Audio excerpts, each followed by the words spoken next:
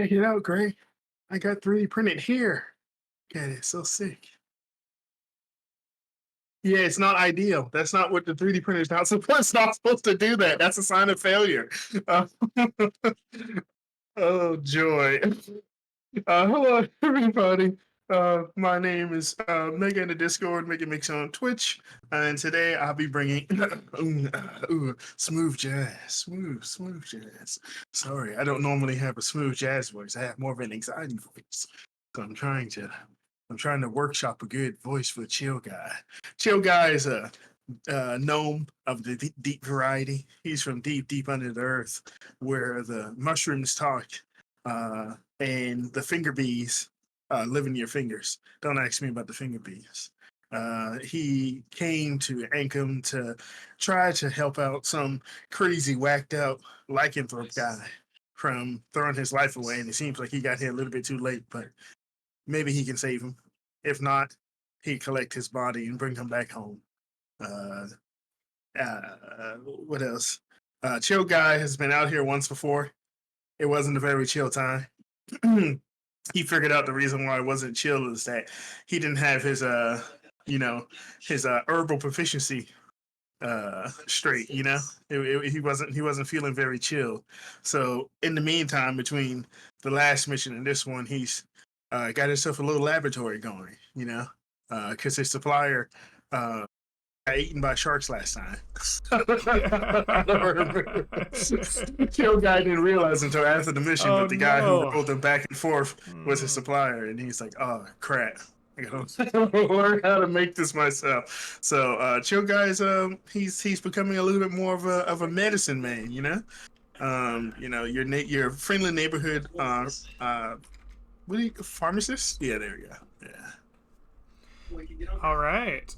So you are making a laboratory for yourself, hanging out with the chill guy. So I don't have laboratory amongst my downtime building activities. Are you trying to build something, or are you trying to like work, or like what is your downtime activity exactly? Head into the market to go buy Oh, some you're going to you buy. know Okay. uh, Got it. For whatever reason, my brain was trying to tell me you were building a laboratory, and I was like, well, I am. It's just at home okay. using the Oh, things that that's I what it buy is. from the You're going to the market. market to build your laboratory. Okay. Yeah, don't tell the Excellent. guard. All right, Oh, this no. might not be above board. My lips are sealed. Excellent. Very good. You spend your downtime heading to the market to try to replace your shark-eaten dealer, and enjoy some more smooth jazz and downtime. Very cool. Do you have any highlights that you'd like to shout out from your shopping trip, or we'll just find out along the way? Well, he gets him a nice book for all sorts of ingredients and all sorts of other things that he uses. It turns out this book was a bit more magical than he realized. Oh, After a okay. particularly spaced out shroom trip, he woke up and his book was filled with a bunch of ramblings, saying something about a manifesto. He's not sure. Uh, he also had to get a little Okay. crystal to be able to read this book. It's really weird. Who knows? Something happened. I don't know if it was the deep gnome magic or those shrooms were particularly of the what do you call those things? The outer planes. I'm not sure, but he's got a spell book, an arcane focus, and last time he wasn't living the high life. He got himself a tent, but he got a special tent. It's a tent with a large rock in the center. Just for gnomes to lay on. All right, very cool. You have a rockin' tent and a sweet magic book. You spend your time in the downtime seeking out these special items. Go ahead and pay the gold cost for them as seen in the merchant, and you will head to the gates where you'll meet up with your party members. Next up in my camera order, I have Horo. Welcome back to the Mists. Why don't you introduce us to your character that you're bringing tonight, and we'll talk about your downtime. Absolutely. Hey guys, I'm Horo. I'll be playing a new character today. I'm not going to be really revealing his name per se. You can call him Gorefield, I guess. But he's a hunking piece of meat, completely shredded, 7.5 feet tall with a green skin and a black luscious hair. is going down his body, and he has a massive, massive mask, like a mascot's mask of Gorefield on top of his head. I see. I see. One of the Tabaxi fanboys that Yeah. we've seen in town. Very cool. Very cool. Other than making a sweet cosplay of his favorite cat, Rogue, what has Borbfield been doing around town? Borfield has not been doing absolutely anything. He heard something had happened to Gorefield, and he's just going out of the city and going in a direction. He doesn't even know where he's going, but he's just going. Okay. There's no downtime. It's just No go. downtime. You want to forego your downtime, huh? All right. I'll respect single-mindedness, I suppose. When Hatsune Miiku's in trouble, the fans got to go for him. Exactly. All right. Well, you perhaps get reeled in at the city gates by your party and Victoria Hightower. It's like, hold on. We gotta make sure you're prepared before you just start wandering out and get yourself killed. And you get roped into a party here. Yeah, I guess we'll leave it at that, and we'll head on to our next player here in my camera order, which is returning King Lyoko. Why don't you reintroduce us to our copyright infringing character, and and we'll try not to get sued in downtime. All right, yeah, love getting the legal defense ready. I am returning to the mist with Dagnab McGibbet. He is a beloved Wascally Wabbit, and he gets up to all sorts of tricks and practical jokes. And he has recently been perfecting even more so the art of impractical jokery, and he has been going around and making some purchases to put together some sort of specialized weapons, you might say. As now he is level 3, he has gone with Path of the Kensei, or Way of the Kensei, rather. And he has chosen as his Kensei weapons, 1, a giant inflatable warhammer. As one should, 2, yes. A pie launcher. A pie launcher, yes. Yeah, those specialized pie launchers for long distance deliveries. Exactly. Yeah, excellent. Well, you spend your time in the market, going to the backdoor dealers and finding, the truest Acme salesman. To find yourself an inflatable warhammer. Excellent. You will eventually find those things. You may pay for them at market cost and meet up with your friends before heading out to an adventure once more. Which will bring us last but not least to Night Apples. Welcome back to the Mist. Hopefully our the newbie curse is done and dusted, and we can get you in proper. Why don't you introduce us to who you've brought to the table today, and we'll talk about your downtime. Always a pleasure to be here. On Discord and Twitch, I'm Night Apples. I'm going to be playing a Tabaxi Ranger by the name of Lasker, who is a dark gray furred Tabaxi with a big scar on his right eye. He's here. He wouldn't talk too much about why he's here yet, but he's trying to get work, trying to get a job, and he heard a Borefield is trying to rush towards a forest, and he's a bit more of a cautious man. He wants to research at the library to find out a bit more information, maybe ensure survival. All right. In this journey. The library in town sure has been a popular addition to the city. Books a Couple, I believe, as it is still known, is a level 1 library, which will let you declare a topic that you wish to study. Tell me, what is the topic of your study that you spend time researching? I'd like to research this beginning forest here to understand the differences between this forest and the forest nearby. If there's any major differences, or if just a normal forest in the mist. Okay. So you are allowed one question on this topic of differing forests. I will go ahead and put us on the map here. What is your question that you would like to have answered? I want to know about any history about constructions or buildings in this forest. If there's any significance about this forest, things like that. All right. You spend your time researching in the books a couple, having to wade through a rather salacious accompaniment of scrolls and sources of strange and unnecessary books, but eventually you will find some like old histories that have piled up in there. You want to know what structures were built in the forests. The forest that is closest to you, the one that you are first kind of pointing at, is known as the Mistwood.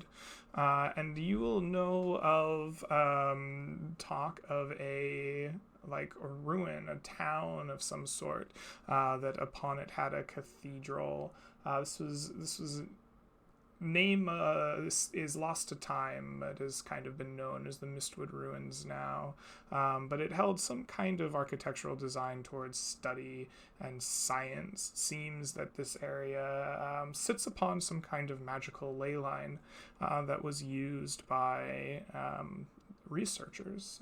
It even seems to have some amount of connection to the lighthouse to the east. But further north, the forest is quite different indeed. Records don't indicate buildings with purpose, but buildings of artistry. There's a gate to what is called the Twilight Forest, somewhere to the north, that is said to be quite beautiful, with architecture by artistry of elven nature and kind of fairy and fae types that dot the lands, not for purpose or use, but for beauty and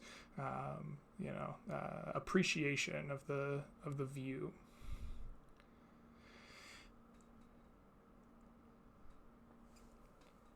All right. I'll run to the party that's holding back the half-orc barbarian. Mm-hmm. Very good. If you guys are collecting your rations, you guys look around and I'm like 500 feet ahead of you, like already through the gate.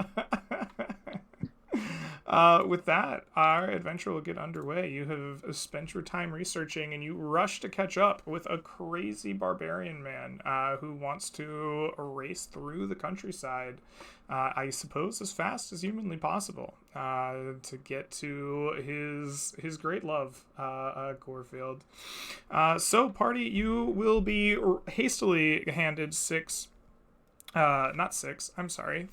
rations by Victoria Hightower, the Lord Commander of the city, as you get yourselves readied up at the Northwest Gate and rush ahead to catch up with Borbfield. Borbfield, I'm going to just assume you're going to start as our party leader today, since you are rushing so far ahead of the party.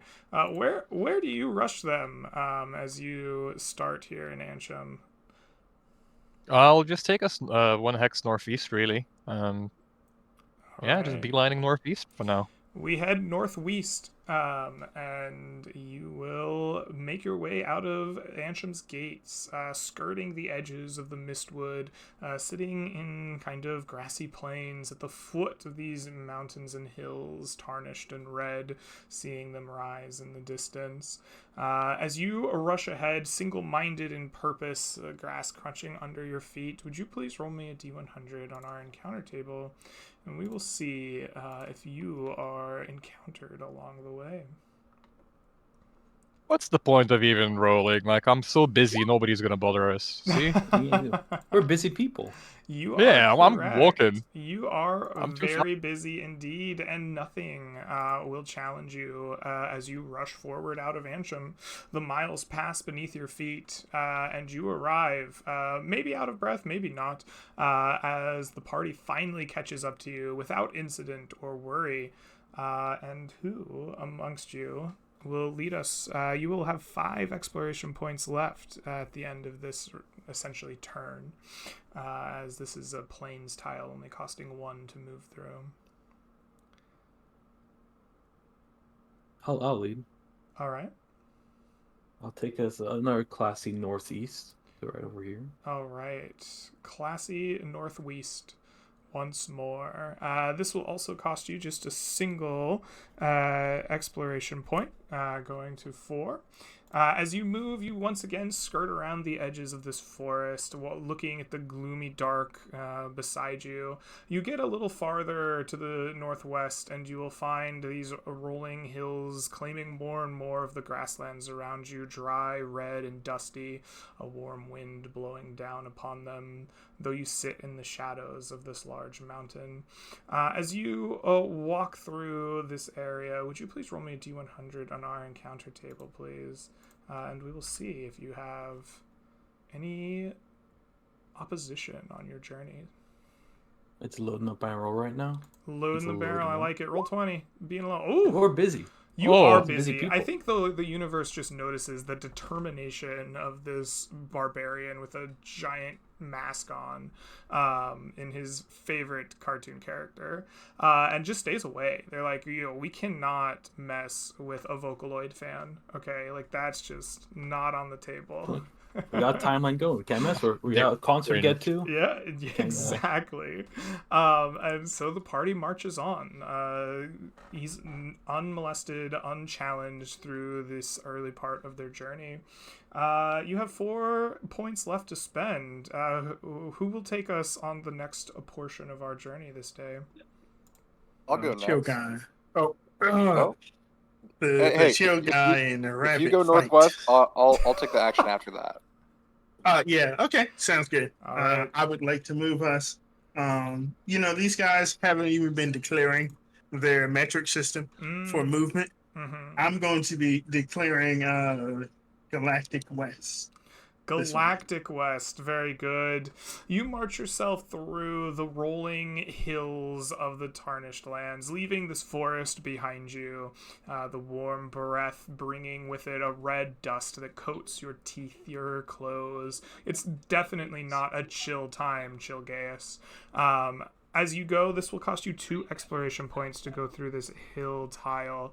But would you please roll me a D100 to see if there is still nothing that will challenge you this day? 48, very good. Here amongst the Tarnished Hills, there are creatures known to hunt metal and devour it as fast as they can. Would you please roll me a d10 as you come across 2 of these beasts, and we will see who amongst you may have the advantage. A 9. All right, party.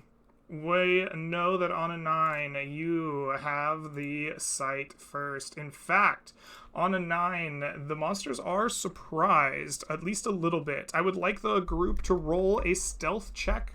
As a group, the DC will be 13. If you beat that DC, you will get a surprise round on the chittering carapace monsters.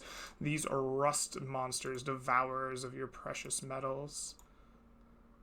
So here's a question for you, Greg. Yeah. Jeez Louise, I wear scale mail and wear a shield, which means I have disadvantage on stealth checks. Mhm. However, I have this. You have this. Yeah. Oh, you're a deep gnome. Okay.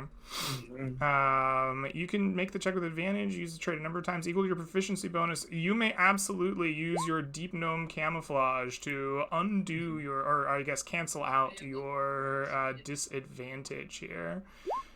So essentially, what happens is he takes a big rip off of his pipe, and you see like almost his entire body become almost like static. So he becomes harder to see in his cloudy haze as he activates his stealth. And let me roll that for you guys. Absolutely, that sounds wonderful. Arguing for that, no disadvantage and still rolling like 3 The times 7. less than the second, yeah. We do have a 25, 21, 20. Yeah, We I got don't even know if I no. need to do the math here, as we have 50 from just 2 of you. This is the sneakiest party, despite walking in largely just straight lines directly northwest, following the barbarians' lead. You will get a full surprise round upon these creatures. You see We're them straightforward. in the hills beneath you. It looks a lot like this.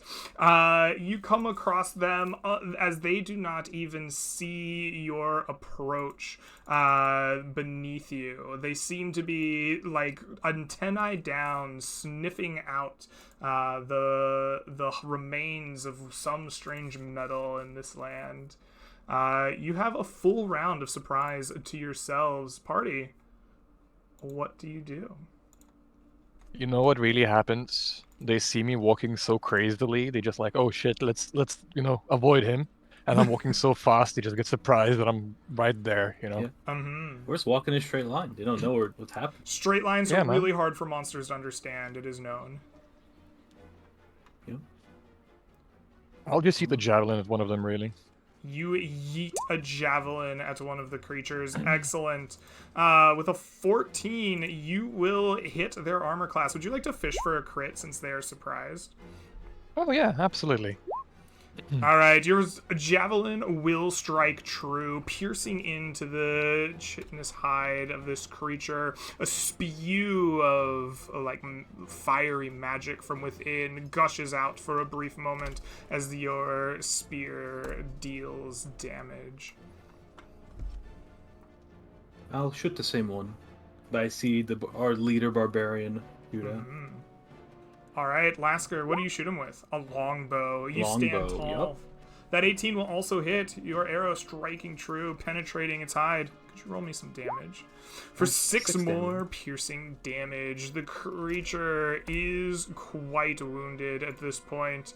In fact, we might even call it bloodied, as you are I'm just gonna climb up over here. peppering it Can't with be more. arrows. Absolutely. You climb up there. I think you should have enough speed to do that easily. Chill guy, what do you do? On the same creature. I need a DC 12 dexterity saving throw. Oh, And then I'm going to move back 30 feet as well. most definitely, chill guy. You hotbox the ever-living crap out of these guys as they are maybe unprepared for your strange ways of combat. We will make a dex save at disadvantage since they are surprised. That is a 4. You hotbox them successfully, dealing 4 points of radiant damage from your smoke. Oh, that is not how that's supposed to work. All right. Very good. And you back away, leaving none other than Boardfield. Tell me. Dagnab McGibbet is left. Oh, not me. Dagnab McGibbet, I'm sorry. Leaving just All you. right. I am gonna move over here, and then I'll just do some quick bunny hops down. And I am going to bring out my inflatable hammer and two-handed swing it. All right. Oh, wow. That's a You have You have advantage, though. advantage still, as Oh, this is I still do. your surprise Wonderful. round. Your inflatable warhammer lets out an adorable squeak as you bonk this thing directly on the head. As it squeaks, though, your hammer will do how much damage? 5 points of a bludgeoning damage. Despite this vicious squeaky blow, the creature does not die. And finally, they are roused from their sniffing, and Hold they... on. I still have some kicks left. I'm gonna do an unarmed attack. Oh, very true. All right, flurry of blows them for me. Would you like to fish for a crit on that, or would you just like to let the 23 Yeah, I'll stand? fish for a crit here. All right. No. All right. It takes 8 more points of damage from your kicks as you flurry it with your strange, cartoonish-like powers, but it just doesn't quite die. All right. Now, they are roused. I would like everyone to roll me into proper initiative.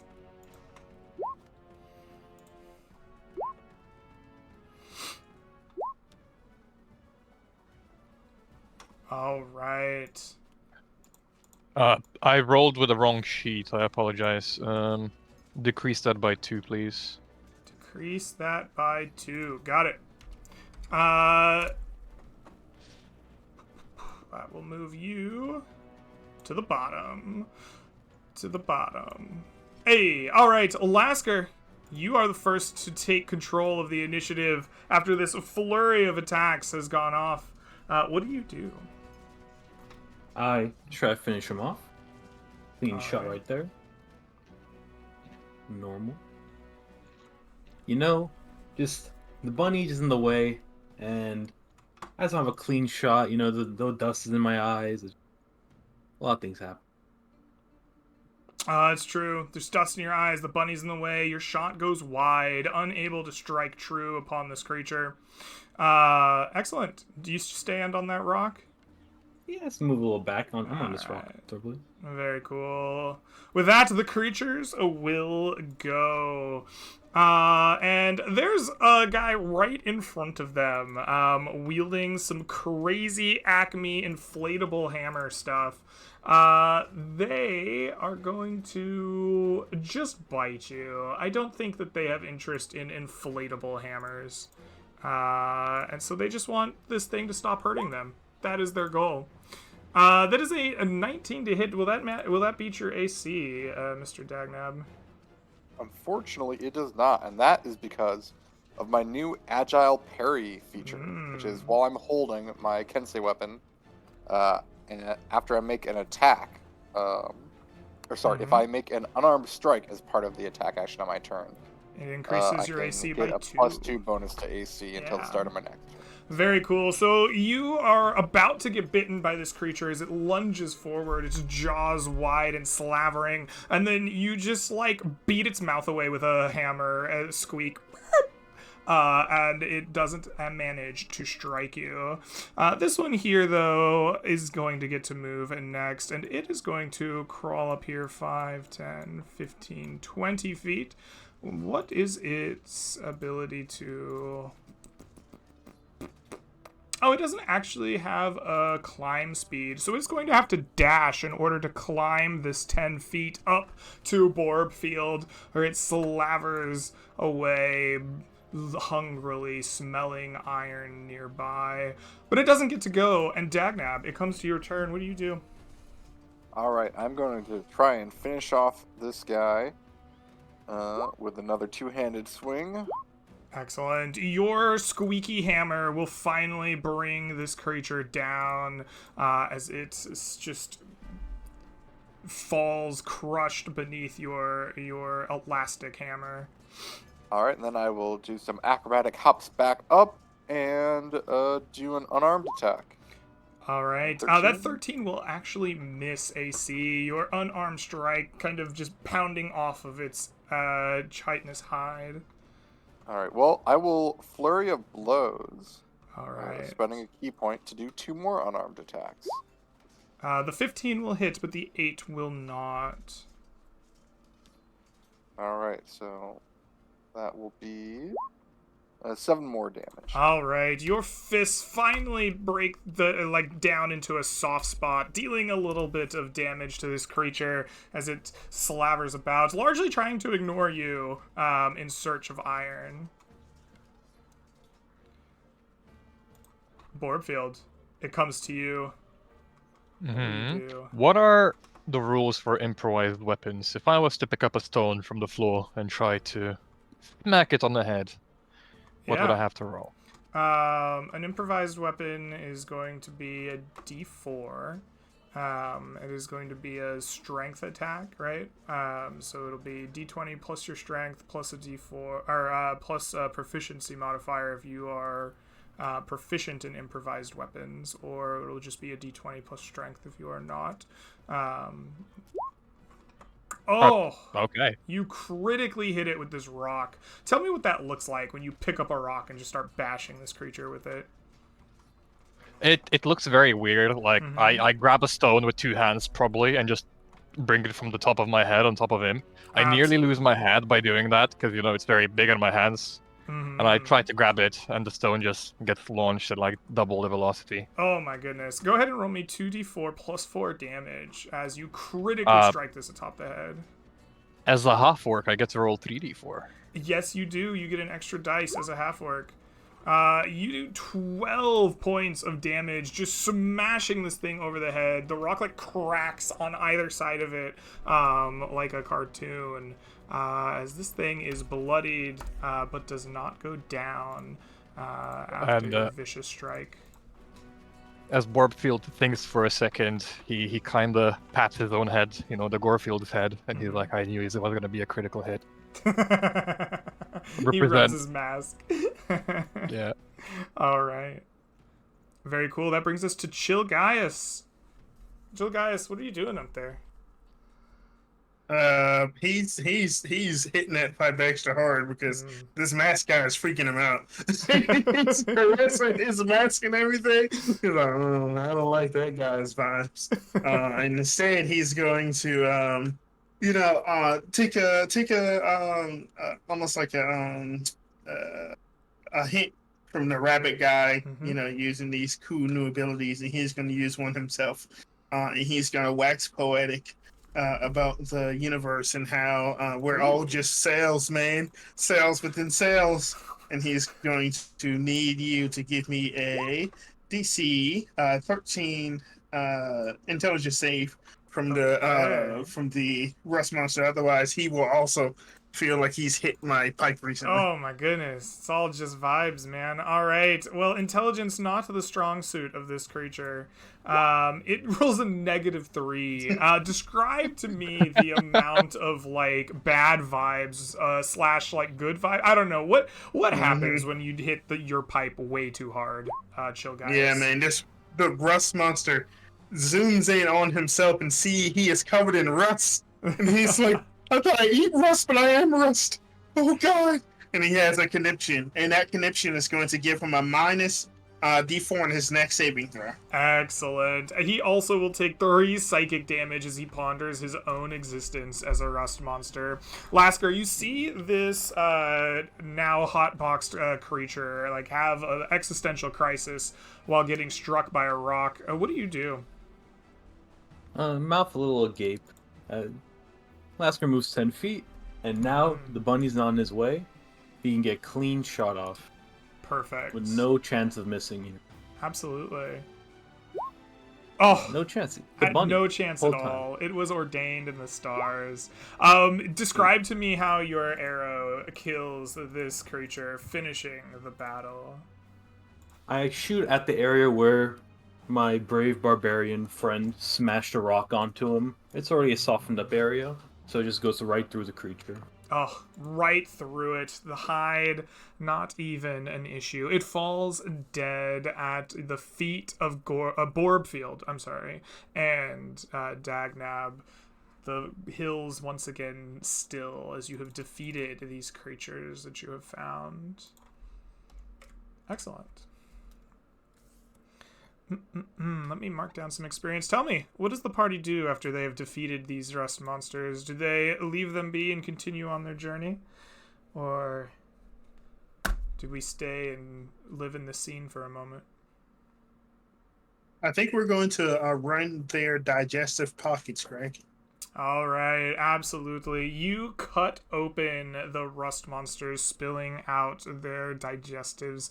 You see inside the half-formed metals of non-ferrous caliber, twisted and half-digested, not fully dissolved. Go ahead and roll for me a number of gold that I will tell you in just a second as I look it up. Definitely having this on hand right now. Please go ahead and roll for me 3d8 gold for these 2 rust monsters. You find 16 gold coins worth of value of twisted, misshapen, half-digested gold and silver and precious metals in their bodies. You can pocket that and take it with you. Sorry, Chill Guy and Dagnab Magivit are skinning these creatures for the gold. I'm gonna pull Lasker to the side and be like, I've heard you're new in town. Just so you're aware, Tabaxis rule the city, and those goddamn bunnies are trying to overtake us. Are they? I'll Oh. yes. I'll burn his tent on his sleep tonight, so don't worry. I got this. I'll give him a thumbs up. As long as you don't incriminate me, do whatever you want. Yes, Thumbs up. yes. I'm sure you weren't here, and I'll give him like a wink, but he doesn't see it as I'm in the mask. The dead eyes of Yeah. the Gorefield mask just staring at him. All right. Well, after conspiring within mere feet of your target, the party will get a chance to Yeah, you gather. guys forget that I'm a bunny. I got big ears. You gather up and will get a chance to continue your journey. You have made it to the top of this hill that you have found after defeating these rust monsters along the way. You stand looking tall, well, at least taller than you did before. The forest deep and dark to your south, a river trailing up to the north near your destination. Tell me, Dagnab, I believe you are the last to lead the party. What do you do now that you are here with 2 exploration points left in the day? Well, unlike the others who are eager to get places, I am Mhm. here for the journey, and I am just gonna do some exploring now that we're on a new tile that's never been seen before. All right, you are going to search the hex. Tell me, how do you go about searching this hex?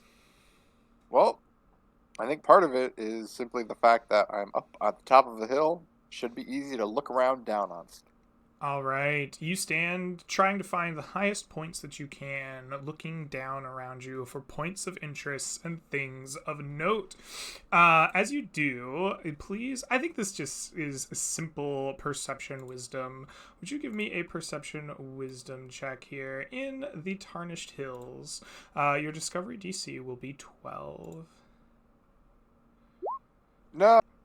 Oh my gosh. Despite finding the highest hills that you can, feeling the warm winds brush around your face, perhaps it's the hazy dust that piles up everywhere, but you do not find anything of note during your searching. And after an hour or 2 of doing so, you decide to finally pack it up and call it without much success. As always, it only takes 1 exploration point to search a hex. So you have, as a group, 1 remaining. All of you have led at least once. Who would like to lead us for this last portion of the day? guess Warpfield is just walking, because this goddamn bunny, we're on a mission, and he's out here, like, just hopping around, playing games. We're going galactic north. We're moving. All right. Moving. You schmoove galactic north, leaving the bunny to search at the top of the hill and have to rush to catch up to you. Yeah, I would say that hex is mostly plains that will only cost you your last remaining exploration point. The mountain of the hills standing to your east, not really casting a long shadow as the sun instead beats on the side of the mountain, setting somewhere behind the river to your west. As you walk, you are still in this kind of hills area. Well, you are in the Tarnished Hills, but it is a grassland of sorts here. Dusty and red, the grass is dry and crackling for the most part. Maybe a few changes of elevation as you go. As you make this final bit of your journey for the day, would you roll me a D100 on our encounter table, please? Of course, but Greg, how many times am I gonna have to teach you this lesson? Nobody's bothering me, man. No one's bothering us. We're on a move one right No one's now. bothering me, bothers man. you.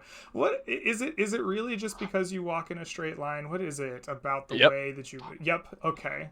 It's the determination, man. Like Determination. monsters see Confidence. us, probably like every single Mhm. creature sees us, and they're like, "Nope, not messing with that." Nope, not with that. Excellent. Led by a masked figure across this dusty plain. You are unmolested, unchallenged. But eventually night will fall as you've run out of exploration points for the day, and you must make camp here.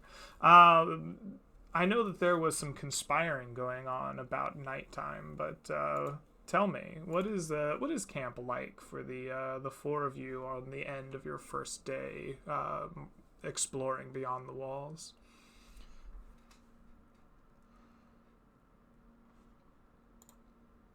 It's Uh, odd. We're just moving. We Nothing's got so happening. tired. Yeah, we just moved so so tired that we just set up camp. All right. Yeah, I And think make you I'm guys. going around with a drum on my back and banging cymbals. All right. Mm-hmm. As most of the Uh, party tries to get some shut eye, just wearily falling asleep in their like tracks, a rabbit bangs cymbals to irritate them as best as he can, because Bugs is a dick, and so Dagnab has to be too. Very good. With this strained, I would say, probably party dynamic, night will fall, and the four of you will be trying to rest it off. But we must know who will face the darkest part of the night. Would all of you roll me an unmodified d20 to see who is the least lucky amongst you? Aye, aye, Captain. Aye. An 8 from Borofield. Ooh, a 20. And a 2. I'm Dagnab. sleeping. Of course, is the buddy. Yeah. Dagnab, you will face the darkest part of the night this night, catching the short straw of the watches. As your party sleeps, do you still bang cymbals like deep into the night? Like, what are you doing as you catch your watch? No. That's just as they're setting up. Got it. Yeah, no. I think I probably find a spot, leaned up against a tree. I'm nibbling away at a carrot. Nibbling away at a carrot. Delicious carrots. Then suddenly my tent catches fire, so I've got to get that out. In the middle of your carrot, your tent suddenly catches fire. You race to stomp it out and see a masked man striding away confidently that he was not seen. But that is not your. Earth, you masked man! If only I knew your identity. Indeed. As you beat this fire out, though, it is not necessarily your challenge for the night. Would you please roll me a d100 on our camp encounter table? Sure, I would love to, Greg. Thank you. A 10! It is, in fact, no encounter. A peaceful rest. The monsters know not to mess with a guy who lights his own tent on fire.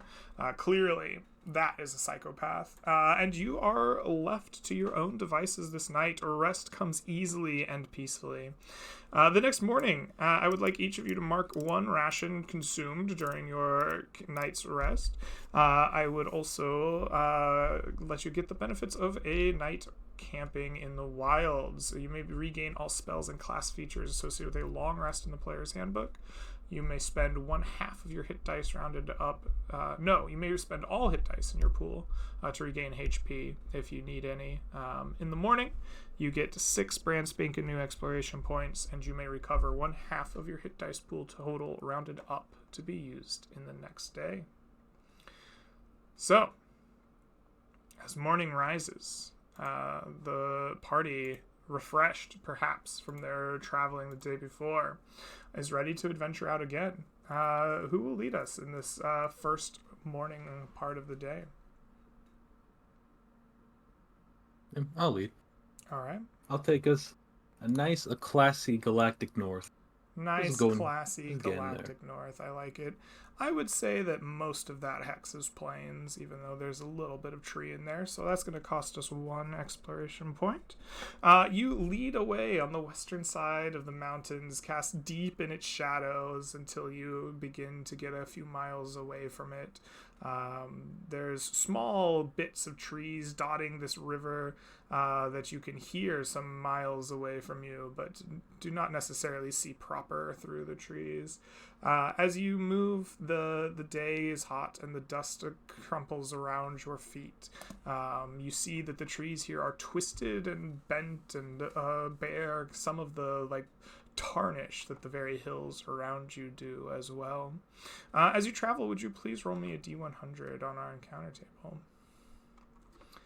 A 34, brilliant. On a 34, we will see an encounter. Would you please roll me a d10 on our surprise counter, as you will encounter 2 beasts of strange proportions, man-like, but covered in fur, claw, talon, and beak. That is a 1. Oh my. Yep. In fact, the monsters that you see, you do not see until it is too late. As you wander the hillsides, the creatures will set upon you in ambush, ready to do you harm. You are surprised entirely.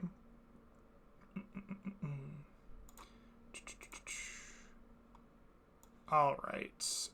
They're going to pop out actually behind you, as it seems they were hunting, trying to find some meat to fill their bellies, and you have come right into their holes. As you walk, these creatures will race up behind the party with a full round of ambush at their disposal. Covered in beak and claw, fang, fur, and talon, they're gonna rush up with their clawed hands and try to attack one of you together. Their goal is to fell you and get something to eat in their belly. The person that they will eat is number 1 on my camera order, which is none other than the chill guy himself. They are going to rush up from behind you before you even have a chance to see what is happening, Chill Gaius, and claws begin to rend at your flesh.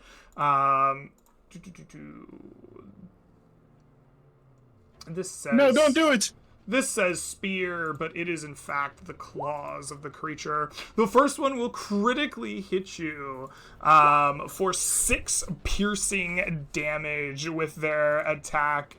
The second will do the same, attempting to rend you to unconsciousness. Will a 16 beat your AC, good sir? No, sir, will not. Oh, very cool. All right, the second one doesn't find purchase, ripping its armor and plate about you, but not being able to succeed.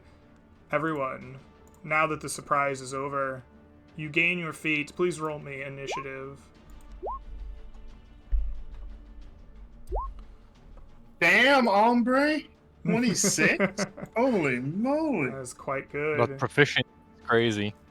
Mm-hmm. All right. Dagnab, you are quick on your feet and the first to react as the party is surprised by their ambush. Tell me, what do you do in response? Sure. So I think that what I do, it's no time to reach for the Warhammer. I got to get something that's closer at hand. Mm-hmm. So I go to my belt and I grab out none other than a sticky hand. You know, one of those like sticky hands that you'd fling at the wall. Oh, okay, yeah. That left marks that upset your parents. It's been Yep, one of those. years since I played with one of those, but I remember getting one at Chuck E. Cheese. Yeah.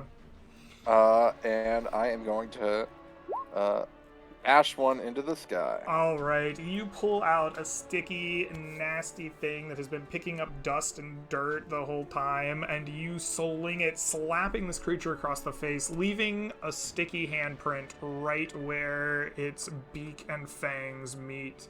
Go ahead and roll me some damage, please. So I'm not even gonna roll. It just snaps because you know they're pieces of shit. Poorly made. All right. Much like sticky does hands in real life, it just snaps, and the force of your sling is, or not sling, but your swing is so great that it will do max damage as it snaps, dealing So 4 plus 4 is 8 points of bludgeoning damage. Excellent. The creature reels back as it is slapped, but does not fall. And then I am going to go and do an unarmed attack against it. All right. As it reels back, your unarmed strike comes through, bludgeoning it further for 7 points of damage, leaving it bloodied and confused as to how the sticky hand hurt it so bad. All right, that's my turn. All right. Borgfield, you're the next to come to initiative as you see this assault with a deadly sticky hand. What do you do? Bort feels upset. He's on a mission. Let's get this over with. Very good. There we go. You swing out with a sword. Your 13, unfortunately, is not enough to strike this creature. As you bring it down, you find its fur and like feathers to be thick and matted, and it does not slice through enough to wound the creature truly. That's it for me. All right, you stand your ground. Where Chilgaius, you bleed from claws rending into your flesh as this creature slobbers all over you. What do you do? What sort of armor is this creature wearing? Is he wearing any armor at all? He is covered in thick fur and feather all over their bodies. Okie dokie. So this should just be a straight roll. As I took a vicious blow from one of them, reducing me to damn near half my HP, I hold my wound with my shield hand as I instinctively reach out and I say, you about to get... Wait, give me a second. I'm going to aim for the wounded one, and I'm going to use... Oh, no! I yell out, he's about to get sparked up, but then I end up missing anyway. And I just stand there embarrassed as my shocking grasp reaches above this creature's head.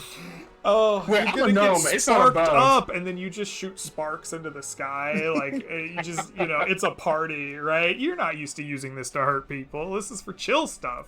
But and as my turn, yeah, I was gonna say, as my turn ends, I just look down at my hand as two claws come racing towards me again.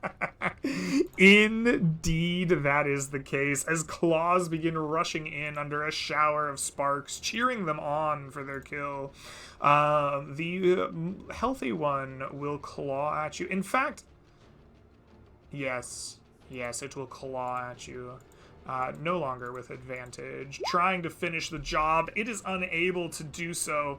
It howls in despair and rage. The wounded creature is going to try to decide, yes, you know what? This bunny hurt it very bad. This is dangerous prey, and it must be dealt with first. It returns to you and is going to attempt to rend your flesh instead. With a 6, I think you just bounce out of its way, like honk its nose or something on the way by, and it feels very embarrassed about life. Lasker, you seize the initiative as these things try to rend at your friends. What do you do? Not comfortably, I don't like being next to this weird creature. So... Yeah, you I'll don't move have to 10 call feet. Borbfield weird. No, not you. Never Borbfield. I would love to use the bow, however, I will stick to my dagger. That's not have disadvantage on the attack. I will stab at him. Please do. Oh, Nope. You two will find their fur and feathers thick and difficult to penetrate. Your dagger just not able to find its vital flesh beneath. Alright, Dagnab, it comes back to you. As this creature is attempting to claw your face off, what do you do? Sure. So I'm gonna say, well, buddy, it seems you could use a drink. And I'm gonna pull out a bottle that looks like it's whiskey. However, you see the label slip off, and it actually says 1/5 bumblebees. And I uncork it and shove it in the guy's mouth. Alright, in true cartoon fashion, you attempt to shove bumblebees straight down this creature's throat as it tries to bite you. Go ahead and make a roll to hit with your bumblebee attack. Alright, let's see. We will do this one. This is 11 hit. Unfortunately, your bumblebees also are like the favorite food of one of these creatures. As you shove bumblebees in its mouth, it just crunches down and eats them, thinks it's delicious. Well, dang, I'm gonna kick it in the nuts while it's doing that. Oh, well, you successfully do. As it eats your bees, you bludgeon the beans for 8 points of damage, which is enough to eliminate this creature. It just holds its crotch in a hilarious cartoon fashion, falls down in front of you with X's on its eyes. All right, then I'll move around over here, and my turn. All right, you rush around to form the conga line of death with the chill guy. But Borbfield is first to go. What do you do as the conga line is formed?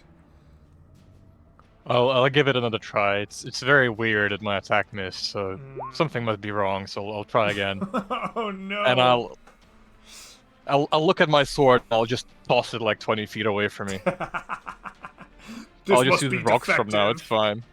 fine. Yeah. All right, you throw your sword away dejectedly as it bounces off of the like fur of this creature once more. Yes, chill guy. It comes to you. What do you do? Oh god, that was so embarrassing. Chill guy's going to charge up his hand again, and he just shakes his head and he says, "No, I know what I need to do." He's going to take out his pipe. He's going to take his time. I know. The combat is only 6 seconds, but it's like a montage of him pulling out his pipe, packing it, taking out a lighter, taking a puff, and as he does, he goes, "How can you have fangs and a beak? That doesn't make any sense. Give me a DC 13 intelligence saving throw, or take 3 psychic damage." I will indeed. The creature does not know the answer either, and it looks at you confusedly while it has another, crisis of confidence, taking 3 points of psychic damage in the haze of the greatest bong riff. And then bonus actions. I don't really have anything I can do, so I ain't my turn. All right. As the haze of the smoke clears, the creature rubs its now red-shot eyes and goes, "I don't like being in the conga line of death, but I can't really get out of it." The creature, you know what? When you can't do anything else, you start biting things. You're wounded. It's gonna try to just finish the job, chill guy. It wants to bite you. Unfortunately, it turns out its claws are way more effective at ripping past your big shield. You just bonk it in the mouth, disallowing its attack. It's in a really bad spot because it doesn't want to take a lot of attacks when it moves. It's just going to chill. Lasker, comes to you. What do you do? I move up a little bit just to get a clean shot at this guy. No All interruption, nothing. And I've never missed these, so it's Never, yeah. fine. Never missed these. It is ordained, of course. Oh, perfect. Your longbow strikes true now that you have a perfect line of sight, dealing 7 points of piercing damage to this creature. Enough to believe it bloodied, its wound now oozing out on the dusty red ground below. Dagnab, it is wounded. What do you do? All right. Well, it is... you're right. It is real dusty out here, and you know what? I'm getting thirsty. I think this guy's getting thirsty. So I pull out my Acme branded water pistol and proceed to shoot it with the water pistol. Perfect. Yes, the water pistol is exactly what we need in this moment. You fire away. Go ahead and roll to hit. Ooh. 12 hit? 12 does not hit, as your water pistol just goes right in its mouth and it's like lapping it up. Alright, so while it's drinking the water, I'm going to try to, chop its throat. Oh, your unarmed attack with a 14 actually will miss. Dang. Yes. You, chop at its throat, and you find as you finally, strike it with your bare hand that it is really, really thick hide and fur. You just don't really hit it hard enough to deal damage. Well, I've got a key point. I suppose I need to use that before I do the bonus action. Alright, never mind. I don't mind if you want a flurry of blows with your key point. You can spend it and use Alright, it. I'll flurry of blows with my key point and do another one. Absolutely. Go ahead There we and strike. go. Oh, after kind of testing for a weak spot, you finally get a nice good strike in, dealing 6 points of bludgeoning damage. It chokes a little bit on its water, but it doesn't go down. Alright. Alright, it's my turn. Borbfield, it comes back to you. You've thrown away your sword. It was clearly defective. What do you do next? I reckon Borbfield is gonna pet his head a little bit, and he's gonna whisper under his nose that probably only the bunny can hear with his long, big ears, but Father, lend me your power, as I will take the two-handed axe off my back and I'll give it a swing. Oh, Missing again. Oh, your small prayers seems to go unheard as your great axe just clips by the creature's nape as it backs away from the blow that was given by Dagnab. it's that bunny again, I swear. If he didn't jump from you, I would have hit him. Chill guy, as this comedy of errors is happening in front of you, what do you do? Oof. Did that 14 actually hit? It missed, right? A 14 misses, yeah. AC 15. Woof.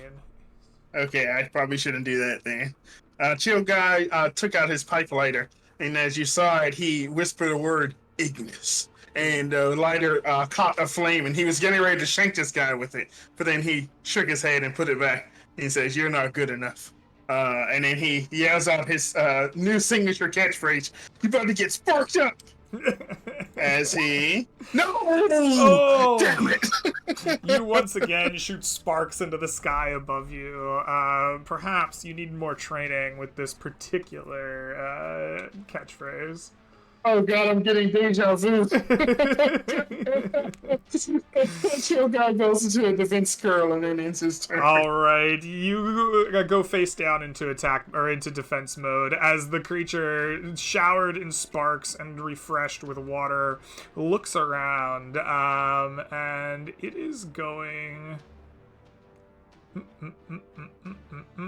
It is going to go back to its claws and start rending. It wants to finish the job on you, Mr. Chill Guy, because you're so tasty looking.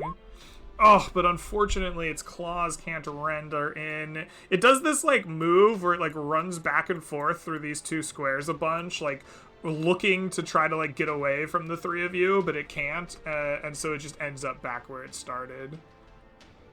Lasker, it comes to you as this thing is like freaking out, trying to run around. What do you do? It's a straight line. It's gonna do a clean shot, no chance of missing. No chance. Oh. Dust, you know.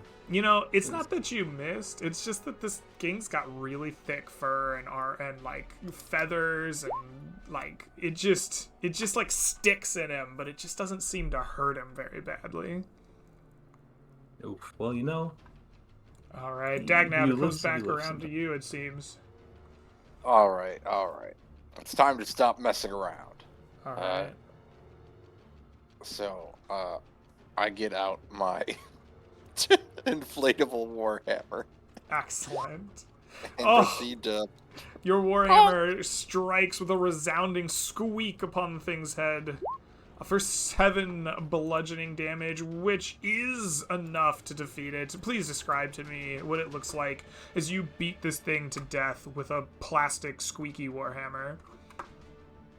I think I just like lightly tap him and he just like explodes into like confetti. Excellent. You lightly tap him, and the creature explodes into what you see as confetti, but everyone else sees as his, viscera. It's quite gruesome, but we won't go into it. Excellent. With that, the battle is over. The party victorious, the hills silent once more after this ambush comes to an end. Tell me, party. What do we do? Do we pack up and move on? Do we linger on this scene? I would like to dig through the confetti to see if there's any prizes. All right, you want to dig through the confetti. We put on the sucker punch filter so that we see the confetti, and we dig through looking for valuables. Let's take a look. Yes, as you dig through the confetti, would you please roll me 2d8 for potential valuables? Oh. You find 3 gold worth of valuables on these creatures. It seems they don't carry much with them, but stuck in their fur and feathers, there seems to be like riverstone polished to an impossible hue of beautiful brilliance, which you think would be, at least valuable to some degree back home. And you get 3 gold worth of these stones pocketed and ready to trade. All right, that was it from me. Anybody else got anything? I'll try to pick up my sword without anybody noticing it. All right, you sneakily pick up your sword. No one knows if you noticed it or not, but the party gathers and is ready to move on. Chill guy, we all know you don't notice it. You're like in your own cloud of smoke. You don't see it. Yeah, there was a strange plant next to one of those guys that I grabbed a little bit of, and I'm trying it out right now. So who knows? You never know if you find the right desert weed, what it'll do to you. All right. I have my herbalism kit and everything. I'm testing everything out. All right. As the scene comes to an end, the party gathers once more. You have 5 exploration points left. The day has nary but begun after this ambush. You arrive farther north from where you were, ready to continue your adventure. Who will lead us on this next day of adventuring? Or not next day, but like next portion of our day. I think this was Lasker's I led move. first, yeah. So I will move. Question, Greg. If I move directly north, is this the end? Does that count as moving across the river? Can I move it to that edge? I'm moving across the river. It doesn't no, for our intents and purposes you're fine. You're still in the same area. The river does go through that hex though, so it will increase the point cost to go to that hex. We just go around then. We can go over here. So it'd just be 1. You decide to forego any difficulties walking through the river or around it or its nearby vicinity, and instead head east, deeper into these dusty hills, kind of crossing around the large mountain whose shadow you walked in the morning earlier. This will only cost you a single exploration point as you go, sticking to the lowlands, trying not to climb over much upon the hills themselves. As the dusty wind reaches up to sting your eyes through your like perpetual smoke cloud that I assume follows you, would you please roll me a D100 on our encounter table, please? An 84, brilliant. I don't think it's brilliant at all. On an 84, you will see an interesting scene. A large creature, bigger than the ones that you saw earlier, but similar in most, if not all ways. The enormity of the Rust Monster Queen stands in your path. Would you please roll me a D10 to tell me who has the initiative here in this combat? As the chill guy comes around the corner and sees this behemoth, he drops his pipe and goes, shit. 10! Shit, here we go again. All right. This time, though, you see this creature long before it sees you.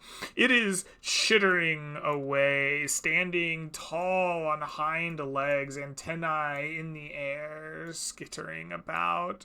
It does not seem to notice you. Its attention elsewhere as you come across the creature in front of you. You are traveling north, so you would likely come from this direction upon it. As you see the creature, party, you have a full surprise round upon it. No need to roll. What do you do as you see this sight in front of you? I think the chill guy would almost like instinctually, upon seeing this large creature. I'm a gnome. I'm a small creature. So seeing large creatures, the first thing you want to do is pocket sand and then run away. And as he tosses to pocket sand, it's actually not sand. It's like I don't know how he managed to get some of his own bong smoke in his pocket, but he tosses it out towards this creature. It's just the ashes that you tapped out of your pipe. You've just been saving them. There we go. And as this happens, they almost like sparkle in the air, and they go way further than sand should, or ashes should. Or I guess ashes can float in the wind, so maybe it floats near the creature. And as it makes contact with the creature, I need you to give me my spell save should actually be, I think, 13. Yeah, because it's using intelligence instead of wisdom. Okay. But yes, I need a DC 13 wisdom saving throw, please. All right, you throw your ashes from the pipe at this creature, surrounding it in the magic of your smoke that has been used. The creature fails. That shouldn't be an advantage. With a 10, unable to pass. All right. Let's see if a creature with an intelligence score of 4 or less isn't affected. Let us see how intelligent these creatures are. Oh, I have bad news for you as you cast your spell. You know that it should be effective, but unfortunately, it seems this creature is unable to laugh hideously as it does not get the giggles from your pipe smoke, and seems largely unaffected by your spell. I'm gonna hit a defense curl and end my turn.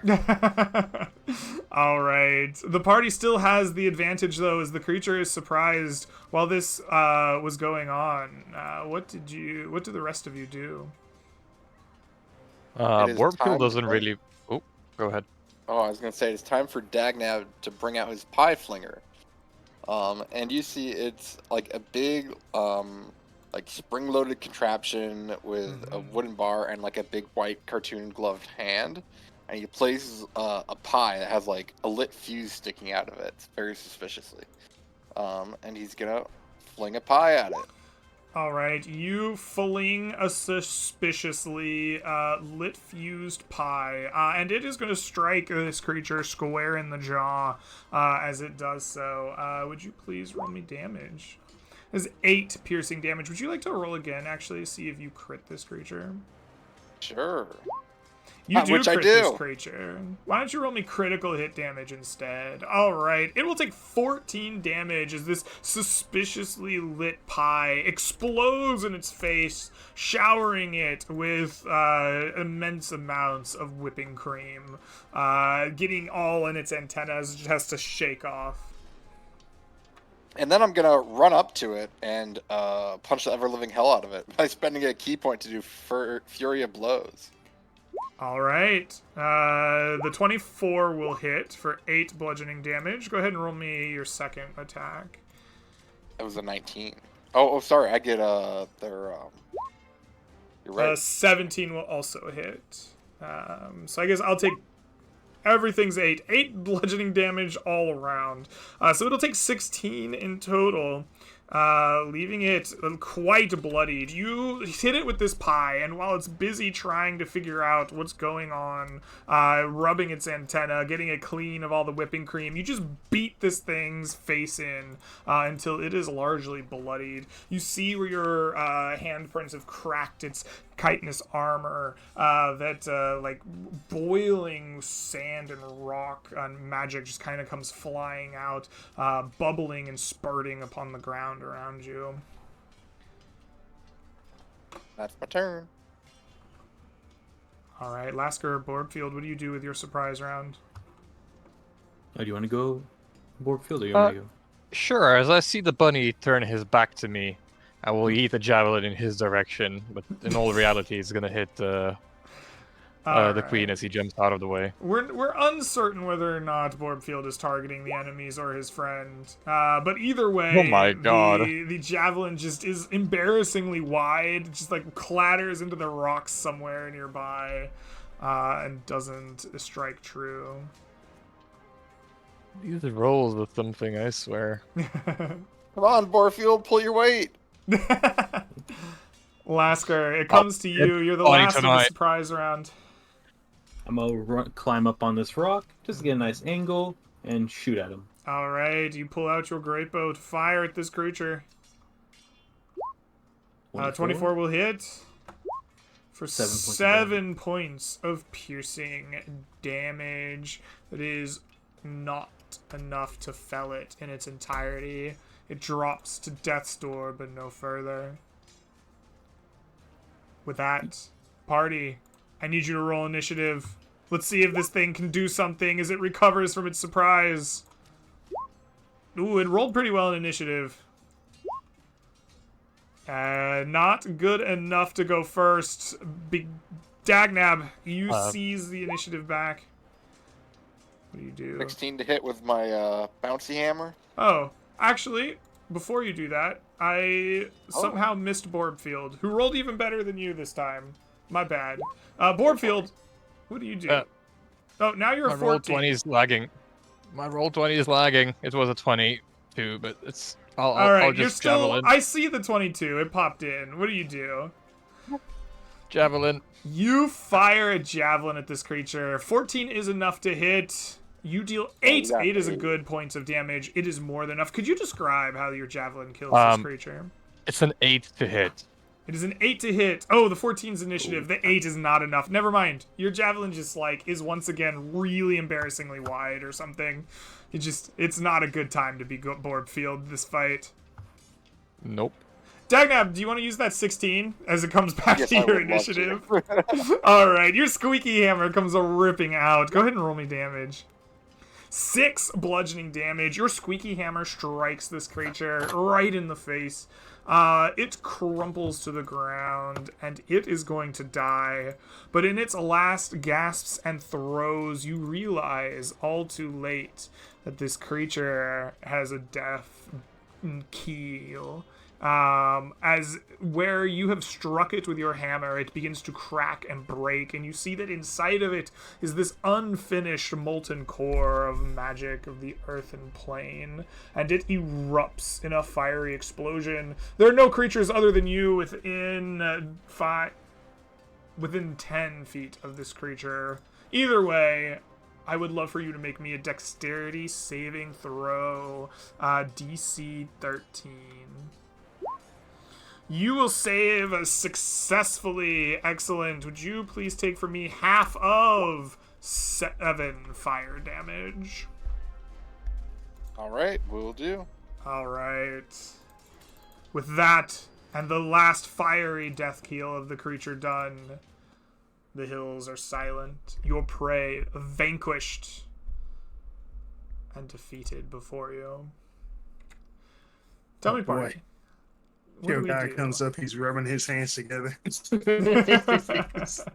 I bet there's so much he slaps on top of it. This baby has so much gold inside of it. And then he just reaches in with one hand and just starts rummaging around in this queen's belly. All right, you attempt to rummage through the queen's belly, hoping for gold, but that is not what you find. Instead, you find a core of some spherical mass that you soon realize is magical in nature. It is a core of magic straight from the realm of, the plane of Earth. And it is valuable not as a magic item to you, but as a source of study by enchanters and alchemists and apothecaries back home. Go ahead and roll for me on this table here for 5d8 gold for the value and the purity of this orb that you find. When do you guys want to roll? I feel bad. I've rolled twice already. Absolutely. Sure, I'll roll. 5d8. Mm-hmm.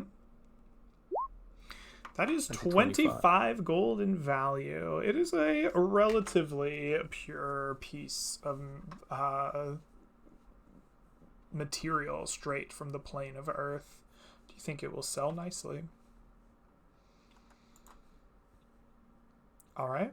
Hey, that's pretty good. Mm-hmm. Hey. Hey. Pretty good. All right, with the party fully stealing the loot that they can from the creature and leaving it behind, I suppose. Does not sound like we're lingering on this place. You are once again ready to move on. You have 4 exploration points left in the day. Tell me, who's going to lead us for this next portion of our travel?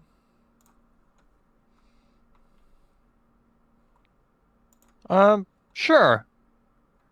I'll show you where I'm pulling my weight. Mm-hmm. As the barbarian is kind of deep in thought and a little bit of prayer to his father, as he's losing his mind. Every attack he makes outside the walls is not good enough. Mm-hmm. And I'll take us to the Galactic North once again. Striding forward, this time less in purpose and more in contemplation, the barbarian walks in a straight line, as he always does, directly north.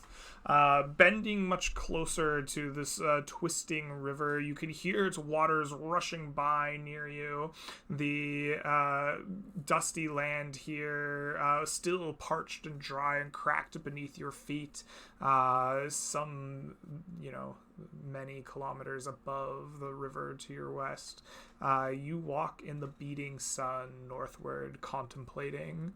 As you walk, would you please roll me a d100 on our encounter table to see if you are challenged along your journey? Greg, it's me. Let's be real. I'm not disturbed. A 38. Let's us take a gander at our encounter table for a 38. On a 37 to 39, it would be 2 creatures resembling the ones that you fought before. But these ones smaller, perhaps in search of something calling to them. As you come across these 2 creatures, would you roll me a d10 on our surprise table?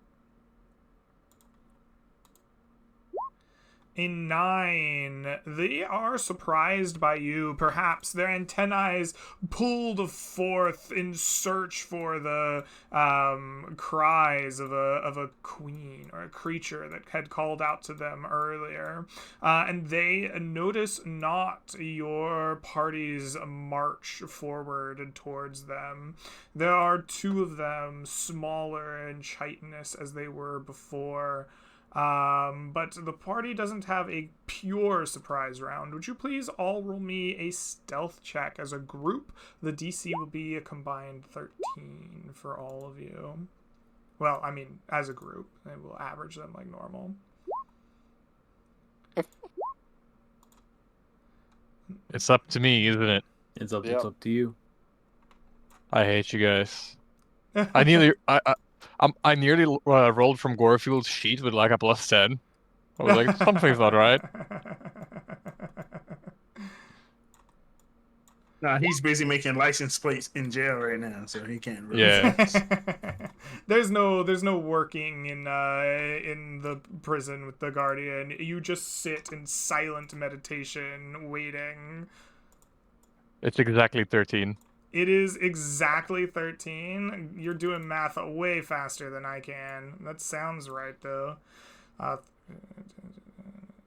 Yeah, that looks like a 13. That is a success. Party, you stare at these 2 creatures in front of you. They are oblivious to you as you approach quietly and stealthily with your gnome using its camouflage in the lead. Tell me, what do you do as you have full surprise against these creatures? I feel so bad. I was gonna say, I feel so bad for the party that I just I step forward, and as I step forward, behind me a cloud grows and it consumes all 3 members of my party, except for one of them gets like shut out, and he doesn't get added to the contact high. And 2 of my party members, I think is going to be Dagnab and I feel like he needs it, the barbarian. I feel like Warfield needs it. They're going to get vibe seshed as your eyes turn pink and the world becomes hazy. You 2, as long as you're within 30 feet of each other, because it's a session. You have to be right next to each other. Okay, come on. You get a D4 to 1 attack roll, saving throw, a skill check per turn. All right. As you get this contact high, Dagnab, you rush forward with your Warhammer, eyes pink and hazy. 18 and 22. The 22 is higher, will hit AC. You do 7 points of bludgeoning to this creature squeakily. Oh, Your I'm unarmed going attack to is a add 10, but you can go ahead and roll with D4. advantage since you are Oh yes, I surprising the do. creature. Actually. Unfortunately, the 12 will not strike it as your hand is repelled. Even with the 5 sesh, unfortunately. All right. Yep. So that's my turn. Alright. We've seen Dagnab and Chill Guy. Who's going to take their surprise round next? I can go. Alright. I wanna this rabbit just it's ruining the angle I have. I'm gonna use Tabaxi's feline agility feature to get double movement because Alright. I need to get a better angle on this. I'm gonna Absolutely. run up, get and climb a little bit of this rock right here to get the perfect angle.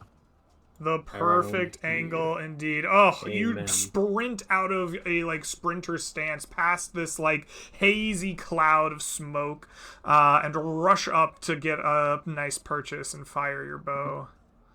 I get it. I saw it. Yep, just get a nice clean you shot. critically with a strike crit. it. Yeah, it's straight lines. Really, the definition of this party. You found one. Go ahead and roll some critical damage there. 13 damage. 13 damage. This is not enough to fell the creature outright, but you leave it bloodied, sputtering on the ground in front of Dagnab. Alright. That's going to leave us with Borbfield. What do you do? Luckily for Borbfield, he is in a straight line with Dagnap McGibbet. So we'll javelin. Alright, you throw a javelin. Once again, uncertain the party is about who he's targeting. But this time it flies right past Dagnab and straight into the hide of the creature in front of him, dealing 13 points of damage. Yep. I do apologize. For some odd reason, I rolled with Gorefield again. Could you disable the sheet for me for at least a little bit until I get used to You Borbfield? keep pulling Gorefield's sheet out? Okay. I don't You know need to how let him go. disable You gotta it. move. It's hard to let go. It would have been a 23 to hit. I'll just re-roll the damage if you're happy with that, because Sure. we can keep the natural 1 + 4, so that's I'll just 5 put damage. Gorefield down here in the retired section until the end of the session. Thank you. Yeah, no worries. So I'll deal 5 points of piercing damage All with the right. javelin. After it all shakes out, you'll deal 5 points of piercing damage, which unfortunately does not slay the creature. With a javelin and an arrow sticking out of it, it holds on at the brink of death long enough to roll initiative. Everybody, get in here. That was a great transition, Greg. Long Wait. enough to roll initiative. Can I add the D4 to damage, or is it just It's, skill checks and attack? skill checks, saving throws, and attack rolls. Yeah. Yeah, it'd be Oh. broken if you could do it to damage. It would be very good, yeah. All right, we have everybody rolled. And sure enough, it is Borbfield who is going to... Oh gosh, what is going on here? I think I may have ruined Roll20. Nope, it's good on the other side. All right, Borbfield, go for it. The stream is still seeing you go. What does you do with the initiative seized? I'm not really getting close to him to damage my axe, so I'll just toss another javelin in his direction. I'll add a D4 to that. All right. A 13, unfortunately, as we've seen before, does not strike the creature true. Your javelin strikes off of its chitinous hide. You rolled a Yeah. Gorefield, didn't you? You rolled +4, should be +6. I'm not gonna comment. So it should be a Uh, 16 So it should be a 16. Okay. or 15, yeah. Did you, yeah, 15, sorry. make this from the same sheet as Gorefield? I don't know why it's rolling off of that sheet. I rolled on Gorefield because I had his sheet open from Oh, before. I see. Okay. Well, even Even though you Gorefield's disabled it. mighty strength would not have been enough to penetrate this creature's effects. And it will bounce harmlessly off the creature. All It's right. just for me. That is it for you. That means these creatures will go. This one here is wounded and dying, but it doesn't really sense any metal on this rabbit, and it's just going to try to rush around it to get to something metallic. As it leaves your threatened area, would you like to make an attack of opportunity against it? Mr. Dagnap? You know what? I think I will. All right. Oh, your squeaky hammer strikes true. For 6 bludgeoning damage, it dies before it can even get away from you. Unable to do whatever hunting it could do. So in here, we'll move forward. Unable to reach a target with iron, it will then dash to get here in between 2 nice smelling sources, but it had to dash to get there and must end its turn. Chill, guy, man. It's up to you. What do you do as this creature gets close? Man, these things give off bad vibes, man. I can feel the vibrations in my armor shimmering or shaking as they feel these creatures come near. So he wants to get far away from these creatures as possible. But Absolutely. he's gonna wax poetic at this one too. He's gonna say, "You're covered in rust. Why not just eat yourself?" Give me indulgence save, please, Greg. I will somehow roll 20 borked and I don't have my monster token. There we go. Roll me in wisdom saving throw. Show me potato salad. It will fail. Unable. Oh, it's intelligence. So it's actually way worse of a failure too. It's like a 4. Like, yeah, it just like gets a nice sniff of your like smoke cloud that's infecting this vibe sesh between the two of them, and has a crisis of faith as it takes 5 points of psychic damage this time. Am I the rust? And I move away 30 feet and end my turn. Am I my own food? Dagnab, this creature has rushed away from you. What do you do? I'm gonna rush over to it, All right. and we will go for another bonk. Plus D4, maybe? I don't know. That'll hit with a Okay. D4. The vibe sash has you feeling good. For low 6 damage here. bludgeoning damage. All right. Unarmed attack. Let's see. Oh, unfortunately, that one will not get her done. All right, Lasker. It'll come to you after Dagnab squeaky hammers it a little bit closer to death. Yeah, I'll move down 30 feet and I'll shoot at him. All right. That 20 will hit 20. for We're at 10 10 piercing damage. My goodness, your Yeah. bow shot strikes a vital area, bringing it very low and bloodying the creature, but not enough to kill it outright. That's my turn. Borbfield, it'll come to you. The creature hangs near death's door. What will you do? As it's next to Dev's door. Oh, my Firefox is not responding. Okay. I've been having internet trouble too.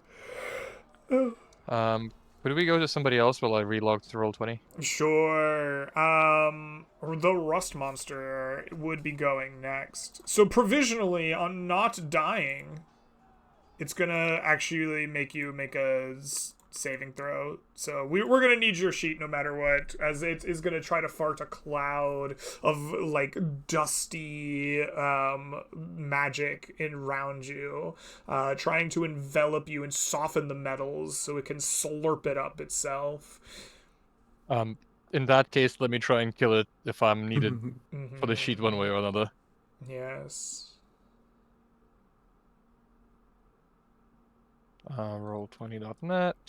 I don't like the idea of a corroding sword. It's kind of accurate. Right? That sounds like a horrific defense mechanism. It's better to call it a fart cloud than like a vomit cloud, because that's really what Oh, it's yeah. doing, right? Like it's Ugh. like one of those bugs that spits out a secretion, right, to like partially dissolve the food it's gonna eat and then like eat it up. Ugh. So it's like This is- spewing a secretion of iron eating like value, so it can drink it up but liquefied. So it's As it- either bad or it's worse. As it opens its mouth to like Mhm. breathe on me or fart on me or whatever it is, I would like to punch it in the throat. All right. You successfully punch that thing right in the throat. For 5 points of damage, which is exactly one short of killing it outright. You punch it really good though. And then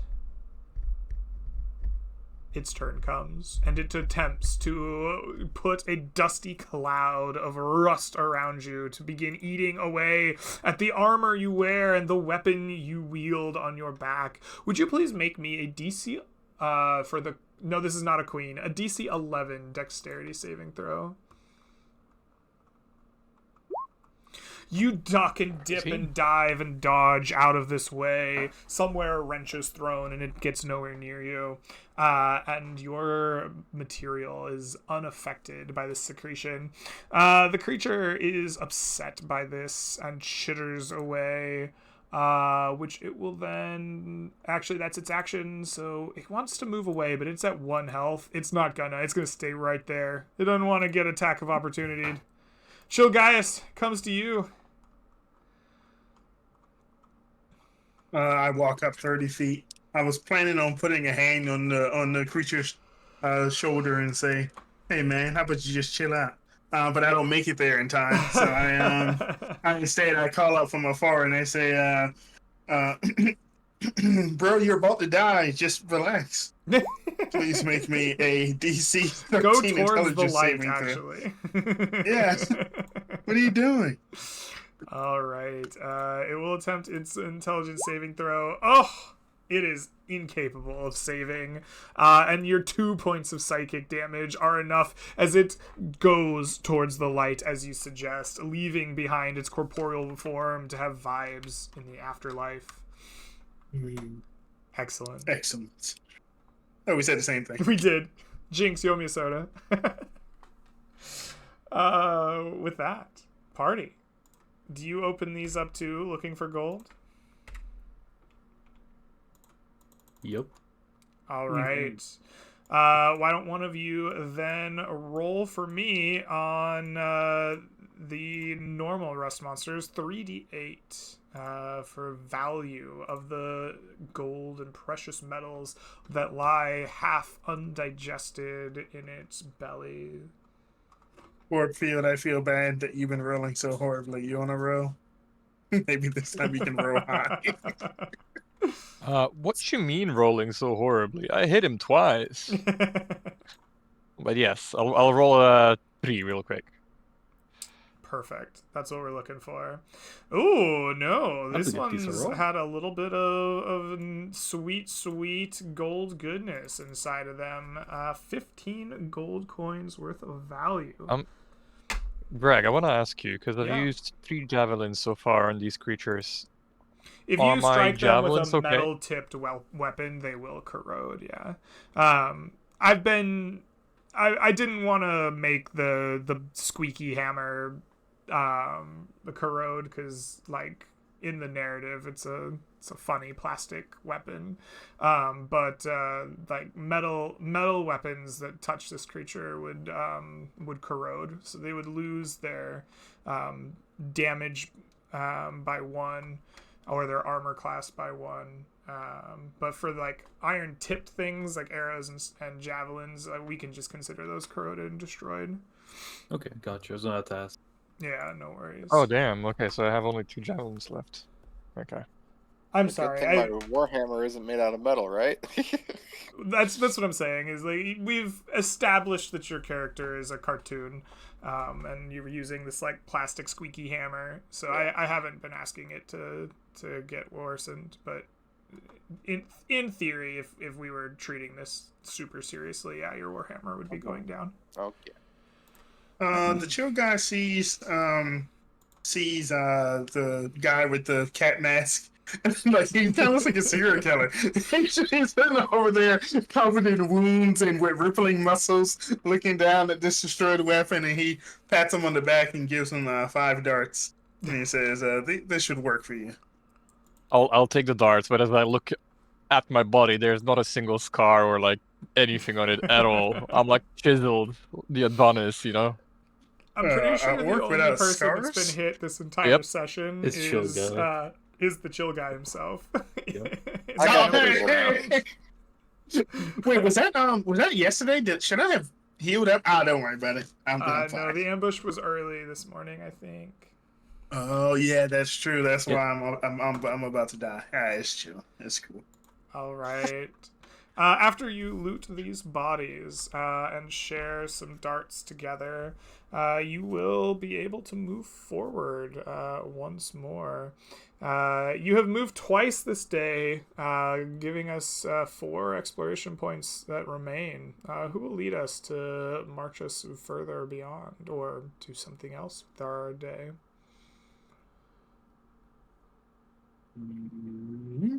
I guess it's up to me because the other 3 have all gone, right? Yeah, Mhm. we've all gone. All right. Well, I will take the clearly sensible move and spend 2 points to go this way. All right, you walk yourself Galactic Northwest, spending 2 points to go through this river tile.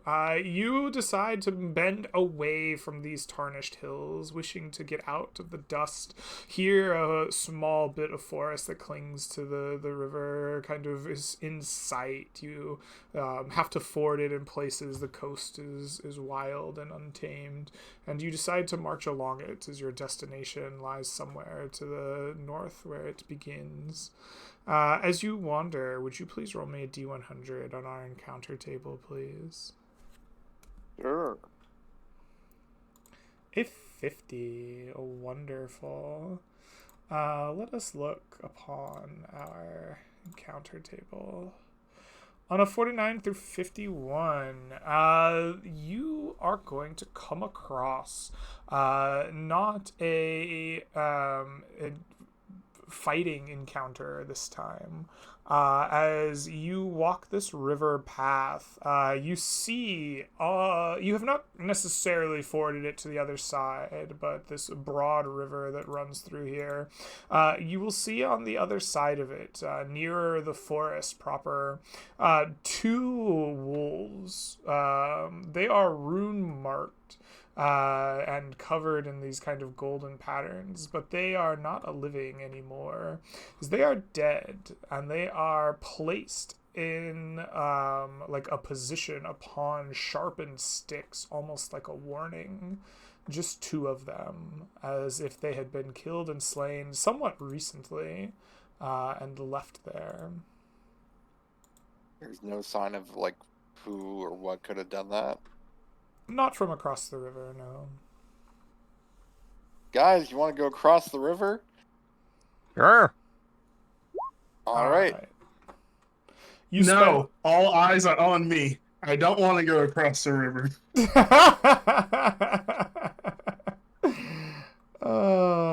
Do you guys seriously want to cross the river after we've been told to not cross the river?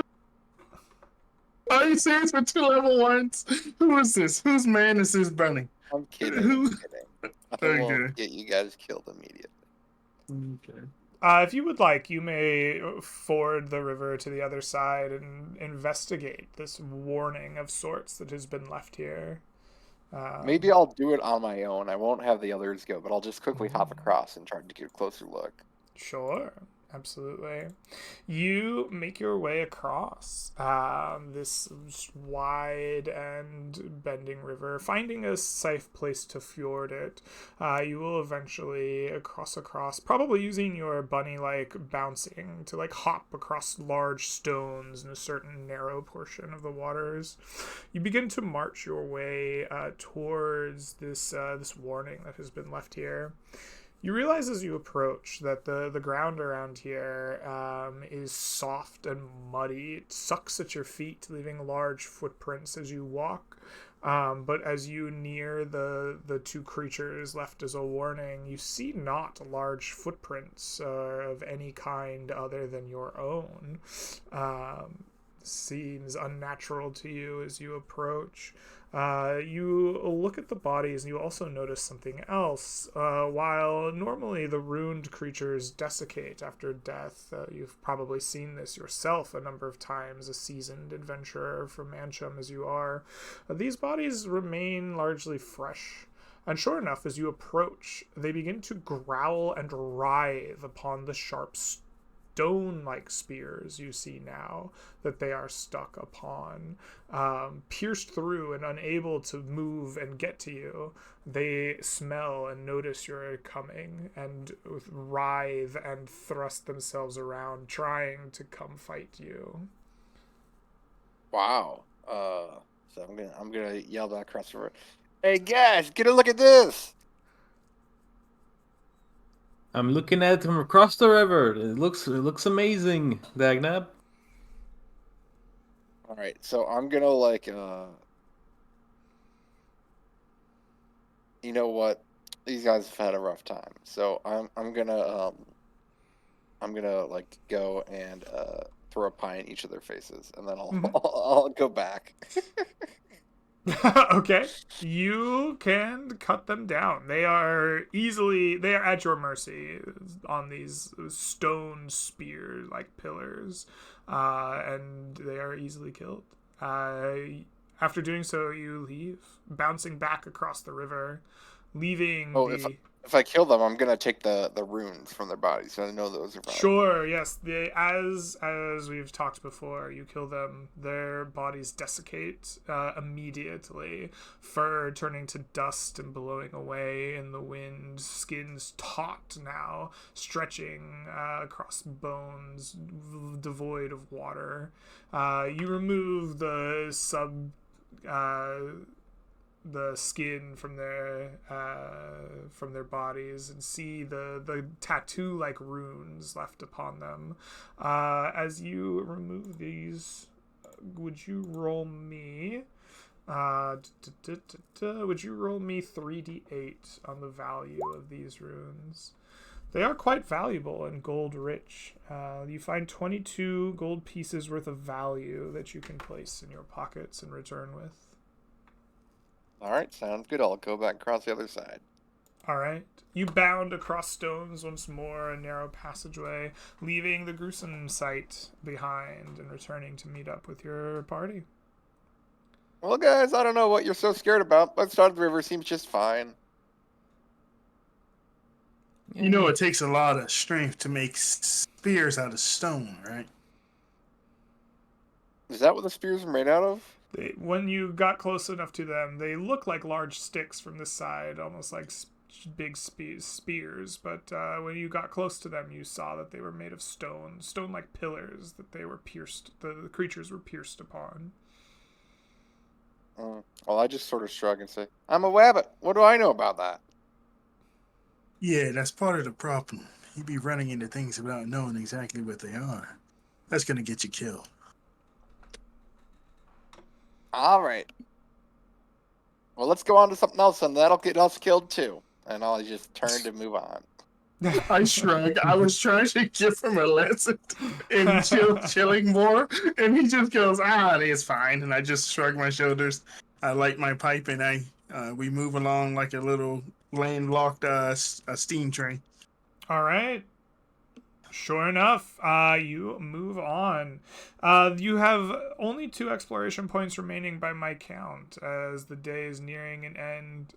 What would the party do here as they continue their journey? We could potentially try to scavenge for food. Sure. I think we're good for now, right? We still got 2 for. Should like we 2 more scavenge days? tomorrow instead, or what do you guys think? Yep, that's fine with me as well. Yeah, we can can go go north tomorrow. then. Travel So then, north yeah, let's today. just go north. Well, I was thinking maybe. I guess it depends. Who wants to go? Because they got I mean, to choose. we could explore if you want. I don't care. We can explore the forest. Let's just get there first. Okay. I will take us, Gray. Okay. As I lead my my strange party northwards. Oh wait, are we at the point where we start suffering penalties? We started here, right? So we moved 1, 2, 3, 4. Yes, actually. How did we only get 2 exploration points? I don't know. My count says 2. So if you move a 5th tile, we can go to our travel and resting rules here. Under the forced march subcategory, we have some talk about distances, but if you move through more than 4 hexes a single day, you are considered to be moving at a forced march for each travel action taken after moving more than 4 hexes. This includes moving through a hex 4 to 5. While traveling at a forced march, the party leader will make any checks or dice rolls required from their travel action or encounter at disadvantage. In previous sessions, we have kind of decided that this includes encounters according to the majority vote of the parties. I was going to say fuck it, YOLO, but we got 2 level 1s. I don't want them to get ambushed. Yeah. So I think I'll just explore the hex then. All right. That's the Oh, case. no balls. Okay, you know what? Fuck it. No, we're going. Nobody challenges chill guy. You know, in my past life, I wasn't so chill. So here we go. We're going Chill north. guy shows a very unchill side of himself as he gets Morpho just goaded into rushing the eggs him party on. forward. This hex here also contains a river tile, so this is going to cost us the remaining 2 exploration points for the day. As you boldly lead the party forward, your own ego driving the expedition, you follow this bending. Yeah. Can I just say, chill guy is barely alive, hanging on with 1 HP. All of us are full, and we're like, no balls, you're not exploring. You're not going in a straight line. No balls. Come on. Very true. As you I are keep being... forgetting I have level 1 HP. How am I not healing word myself? I don't want to talk about it. Just, can I heal a word myself, Gray? Yes, you may.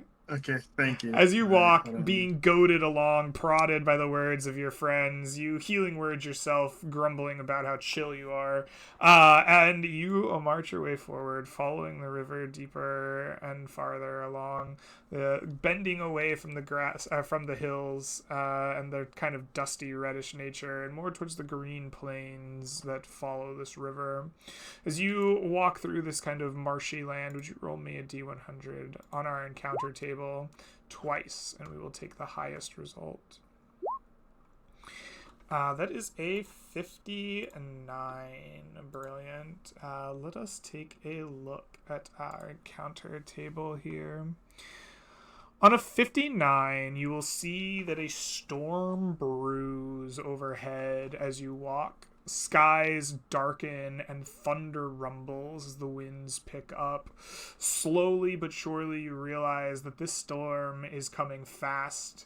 In unusual weather in this strange magical land, the storm whips up into high winds and severe rains. As this threatens to overtake you and the party, tell me, how do you avoid or overcome the storm to avoid exhaustion on your journey? Can I vibe check the storm? I have insight. I want to see how angry the storm is and how long it's going to be raging. I want to vibe check the storm, Gray. Okay. The storm is... In this land, the weather is unstable and unusual. As you walk through it, it can change wildly in an instant. Storms are normal, but pass quickly often in these lands. This is going to be a severe storm. Winds that rush like crazy, water that comes down hard and heavy, thunder and lightning. But it will pass relatively quickly, within hours likely. But you have but moments before it overtakes you as the weather here changes so rapidly. I think what I would want to do is I'd want to use my cleric eyes to see if I can find the most sturdy tree with the most cover that we can hide under, so we're not going to get. Wait, that seems like the opposite what you were doing in Thunderstorm, right? It's find the biggest tree. All Come on, right. guys, let's hide underneath the tree. Go But yeah, ahead that's what I gotta do. and roll me a survival wisdom check or a perception wisdom check, your choice. You must overcome DC 13 to find a big sturdy tree that will help you and your party weather the storm. Oh, we're good. We have disadvantage, don't we? You have disadvantage for being at a forced march. Oh no, I seem to have been in danger.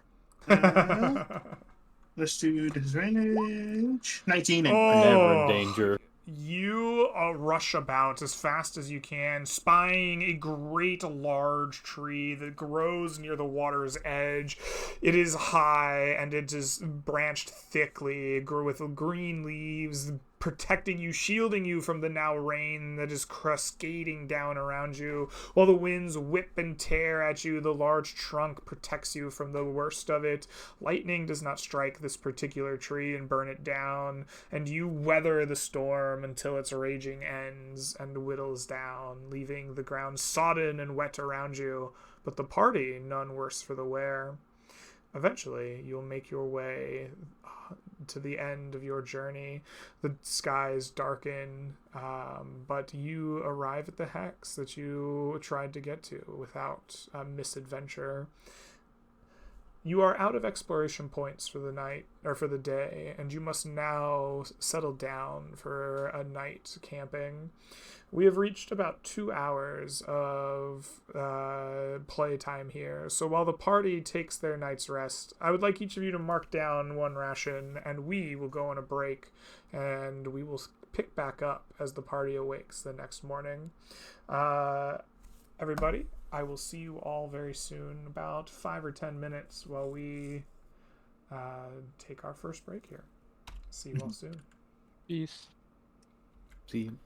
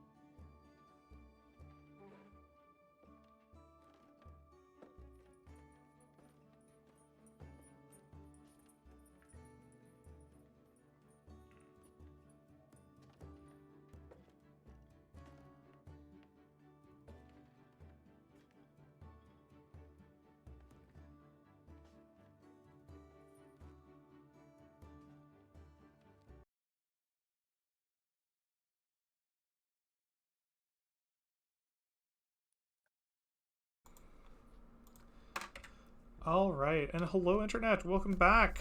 On the other side of our break, we were taking a night's rest as the party had run out of exploration points. The night had passed uneventfully on their second night, sleeping on the river's edge. And as the morning breaks on the next day, a refreshed party will have an opportunity to continue their journey to the forest deep to the northwest. Tell me, party, who is going to take the lead here in the first day of our exploration? Ooh, Before are we we not? travel, I'm Huh? sorry. Go ahead. can we make sure that Phil guy heals? Yeah. So Um, if you didn't heal during the break, when you camp, you may spend any number of hit dice that remain in your pool to regain HP. You regain all spells and class features associated with a long rest in the player's handbook. And the next morning, you'll have 6 new exploration points, as well as you may recover 1/2 of your hit dice pool rounded up to be used in the next day.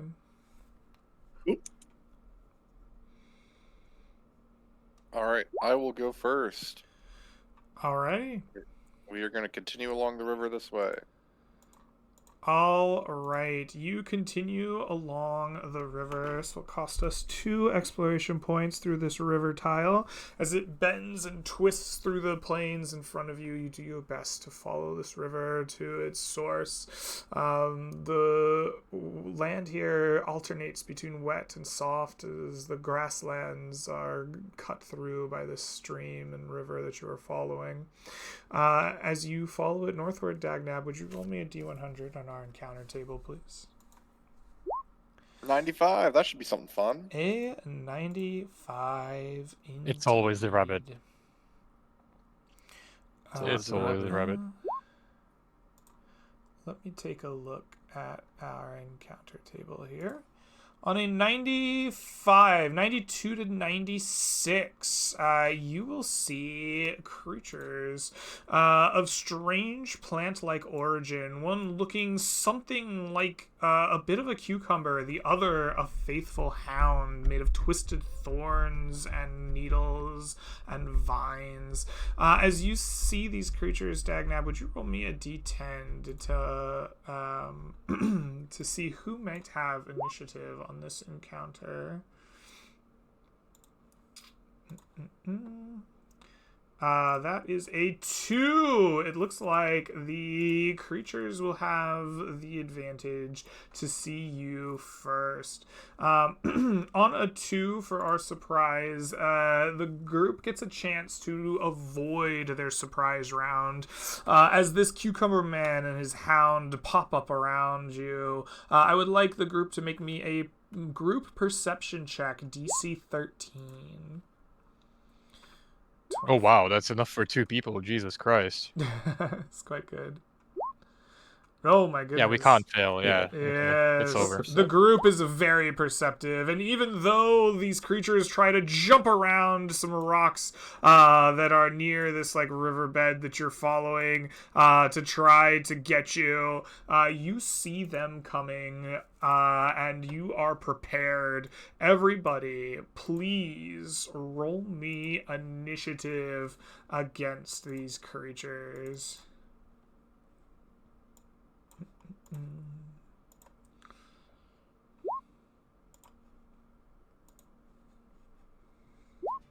Why can't I roll initiative? What is stopping my initiative from going through? They're too scared to fight Borbfield. We just slay them. Yeah, clearly that's it. Okay, there's one. Now we're cooking. Roll 20. There's 2. Hey, we're doing it. We're in this. Okay. With that, the initiative lead will go to Chilgaius. As these creatures pop around the rocks towards you, what do you do? I think my first act would be to take a look at my party members and see who's moving the quickest. And I see at least one of them is going to go before the monsters are. They're moving quicker than they are. So he's going to go ahead and whip up a real nice vape trick, like one of those circles, Yeah, and it's going to okay. encircle around Dag Nabbit. And let's get our archer in. You guys are going to be part of a vibe sesh. Make sure to stay within 30 feet of each other, please. And I'll put it here just in case you guys want to read it for your own. And then I'm going to move 30 feet this way and end my turn. All right, you do a sweet vape trick, surrounding your friends in a ring of smoke, and then dip as far away from the enemies as you can. Dagnab, what will you do? All right, Dagnab is gonna hop over here, and he's starting to feel a bit of the holiday spirits as we get into the month, and he's gonna pull out a big red and white striped candy cane and smash it over the head of this guy. All right, you strike true with a big red candy cane. And it is going to smash, dealing 12 damage. All right, you break it over this creature's head, smashing it for 12 damage. The creature is quite hurt by this. Pieces of its thorny, needle-like body break off like brambles and shatter on the ground around it. But it is sturdier than it looks and still stands. He is then going to flurry of blows. All right, you critically hit it and strike true the second time for 16 points of damage. This is enough to seemingly break this thing down. It falls to the ground almost as if it were dead. I don't like the way you say that, Greg. Yeah. Yeah. Okay. Yep. That's my turn.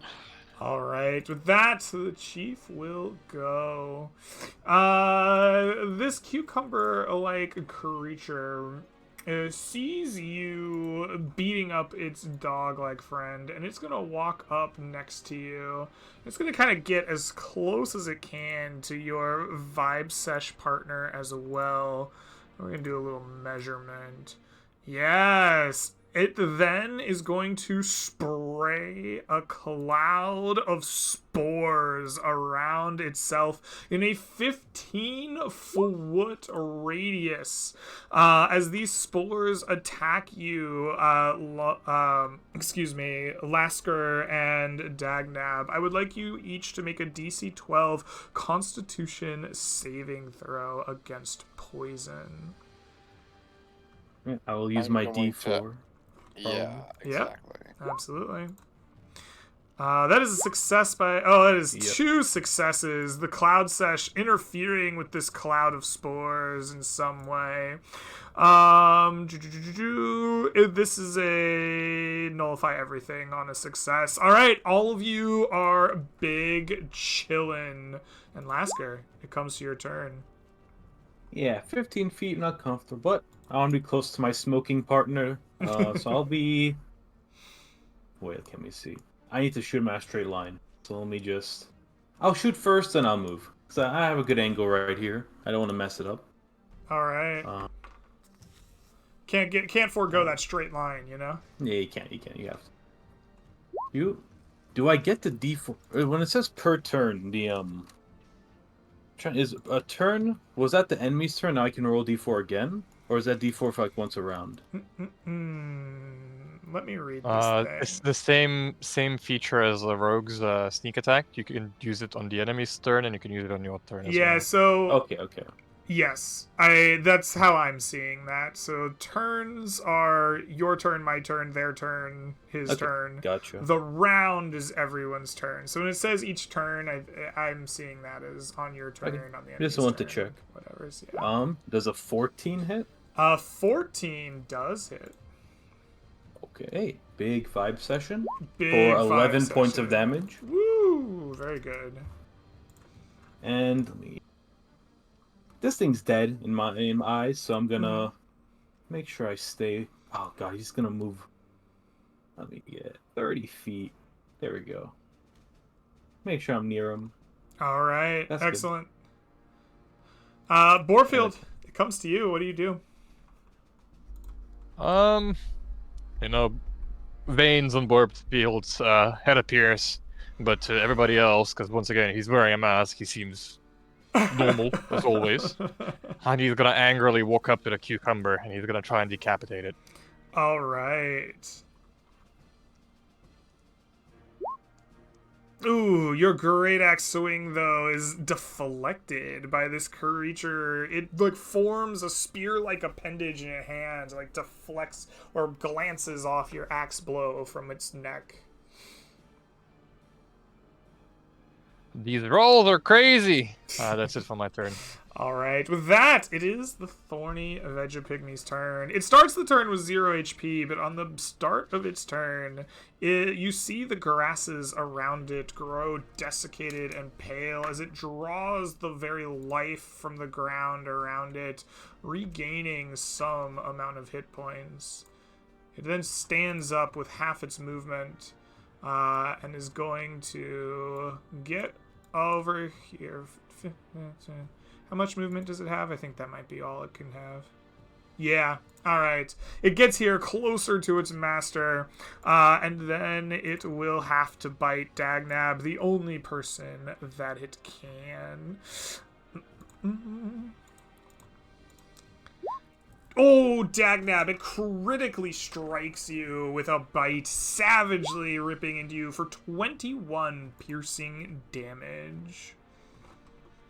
Okay, Dagnab goes down. Exactly. Ooh, exactly. Dagnab crumples from the fierceness of this bite and hovers on the brink of life and death. Chill Guy, you see this unfold before you. What do you do?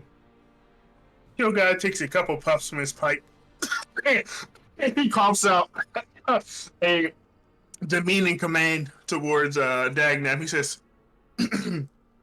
hold on. It was a.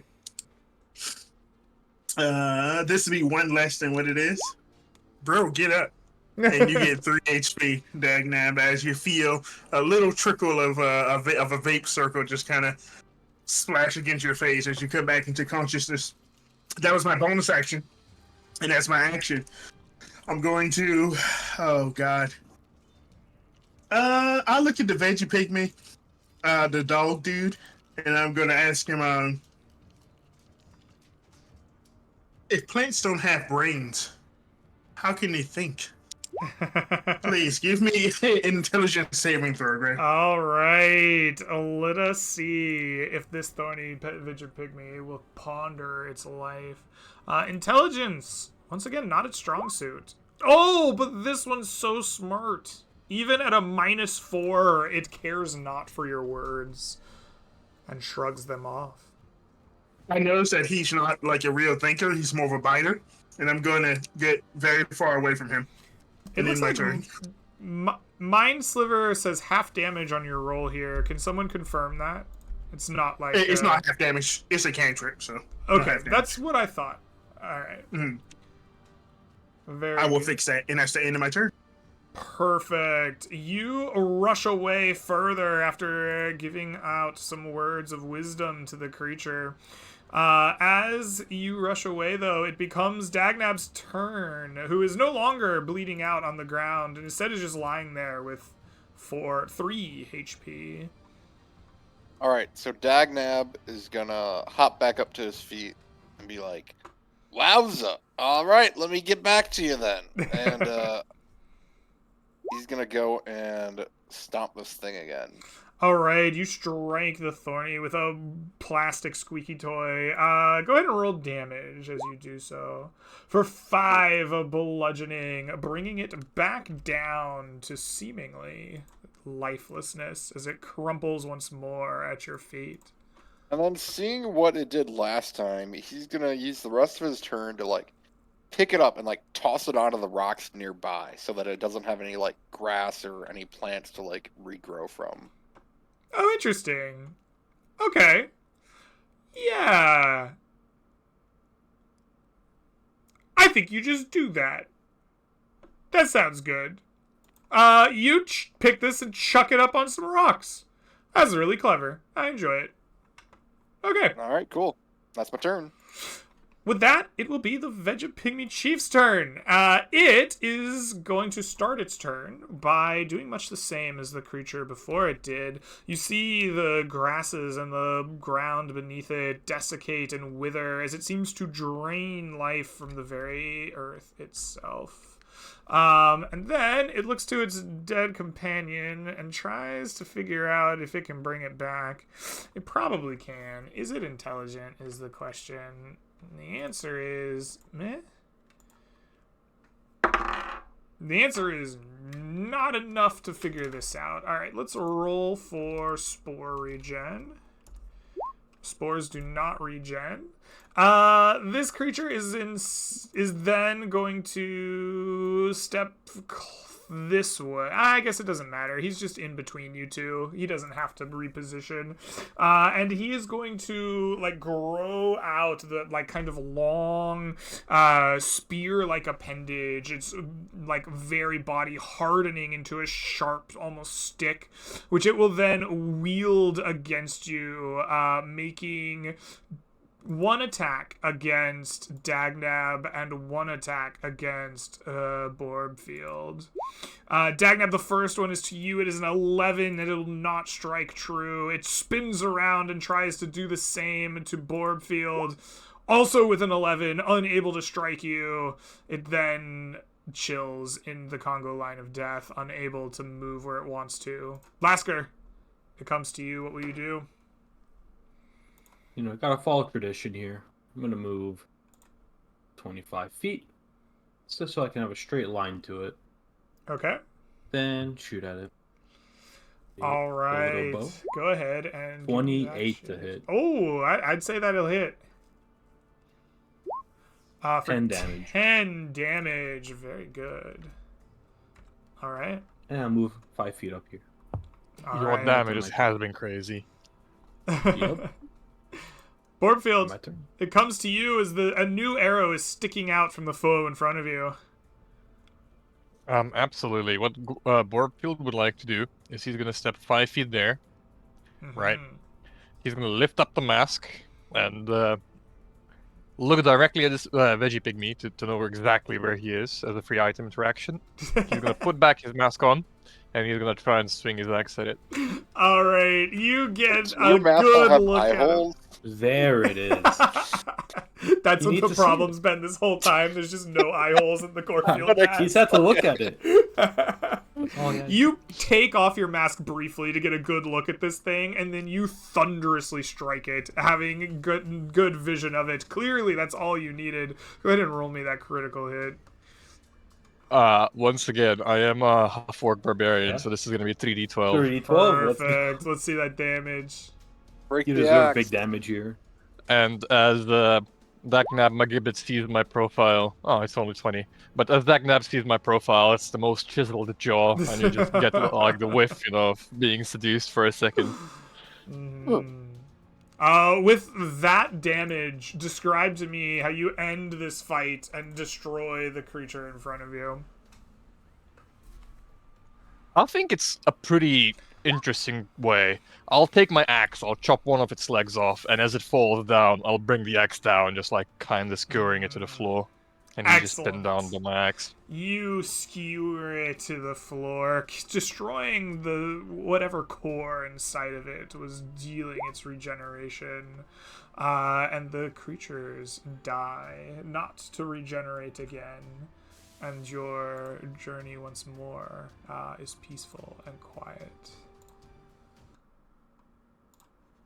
Tell me, party, do we linger on the scene, or do we pack up and move away? I hope 1 second. Okay.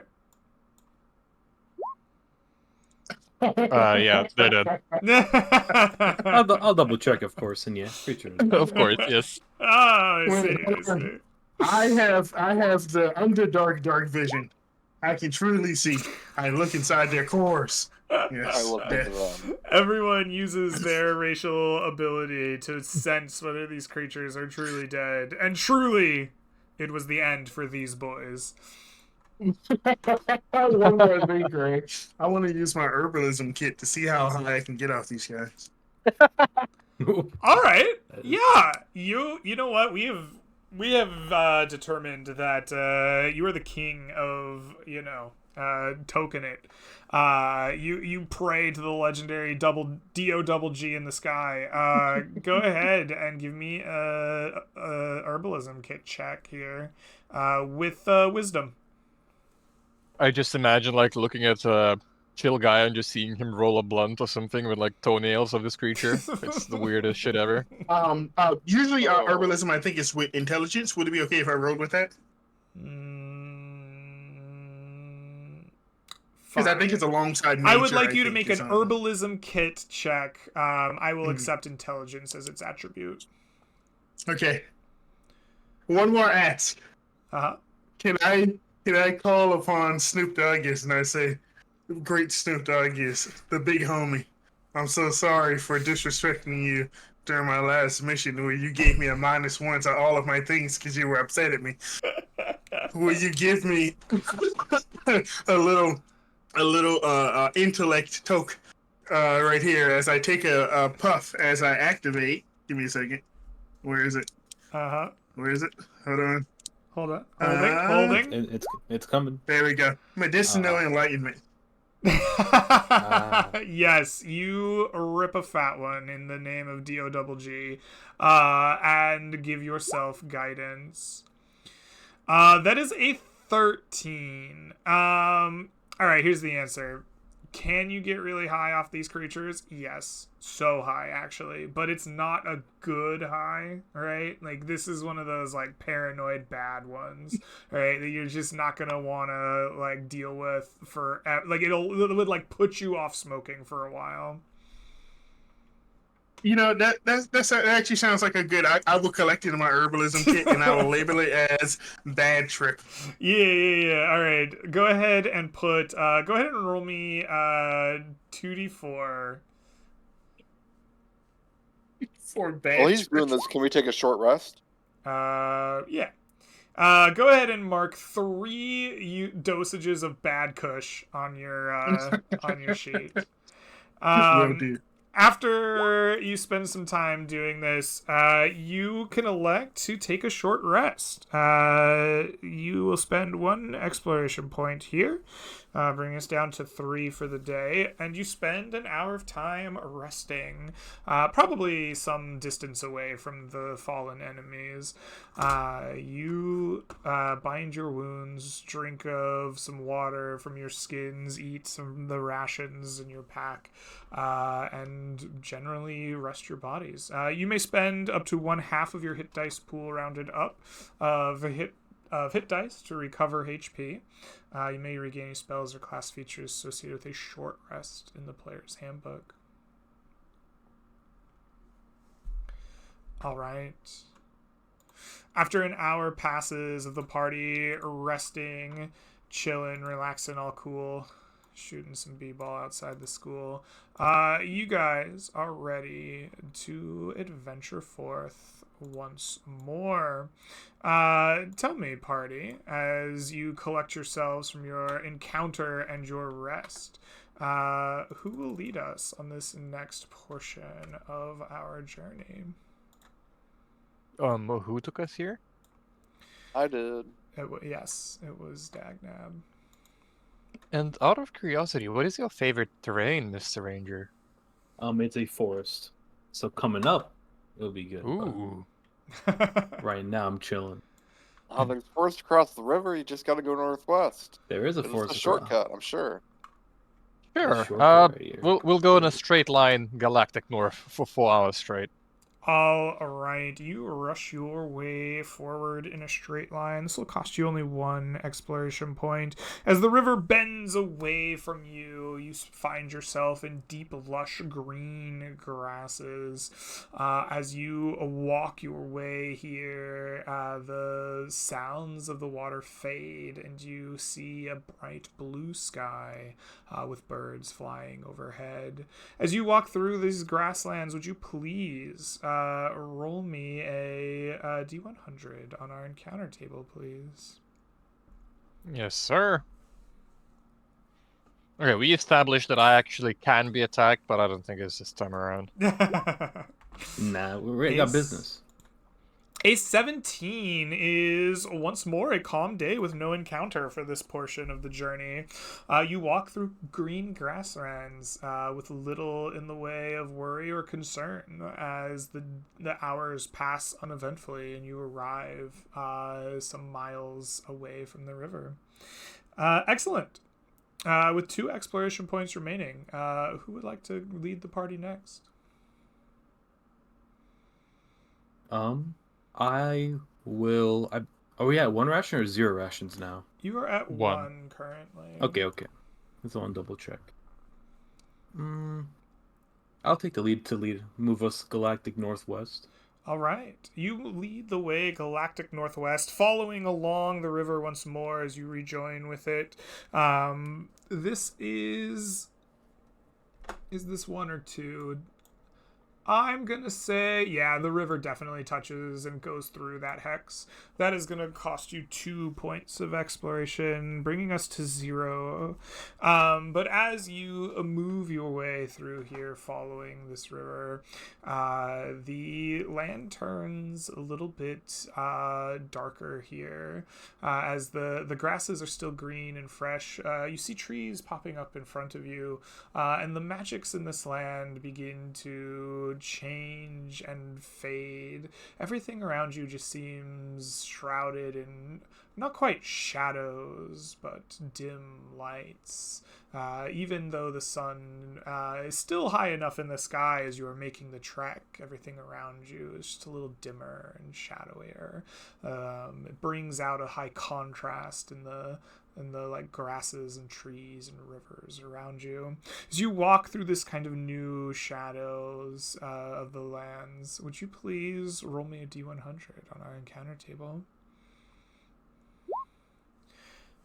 Let's go. You 76. have found a 76.